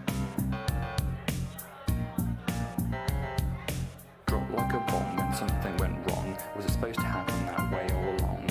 Don't leave it to fate, but leave well alone. Don't beg up, but sit up when they throw you a bone. Come to your senses and go with the flow. If you follow the crowd, you won't know where to go. Stop, look, listen, duck, cover and run. You must look out for number one. See dog run. See dog run. See dog run. See dog run. Everybody's trying hard to get their ends, but the means weren't tested and now we're all bends. Just because everyone does it doesn't mean that's right, but in the meantime just do it if it stops a big fight. Don't back down when someone tests your belief, but don't stand up and act like a fool and cause grief. You're one in a million, and one in the crowd, one with opinion when one is allowed. The world's not against you, you're your own worst enemy. The words of a song won't help you find the meaning of life. It's hereditary, it's in you and all this begins, and when it ends and knows tally your score. Just everything with the person left behind and more. You can never hope to see or understand, but don't feel bad, there's no need to be sad. It's quite nice, come and play in the sun. See dog run. See dog run. See dog run.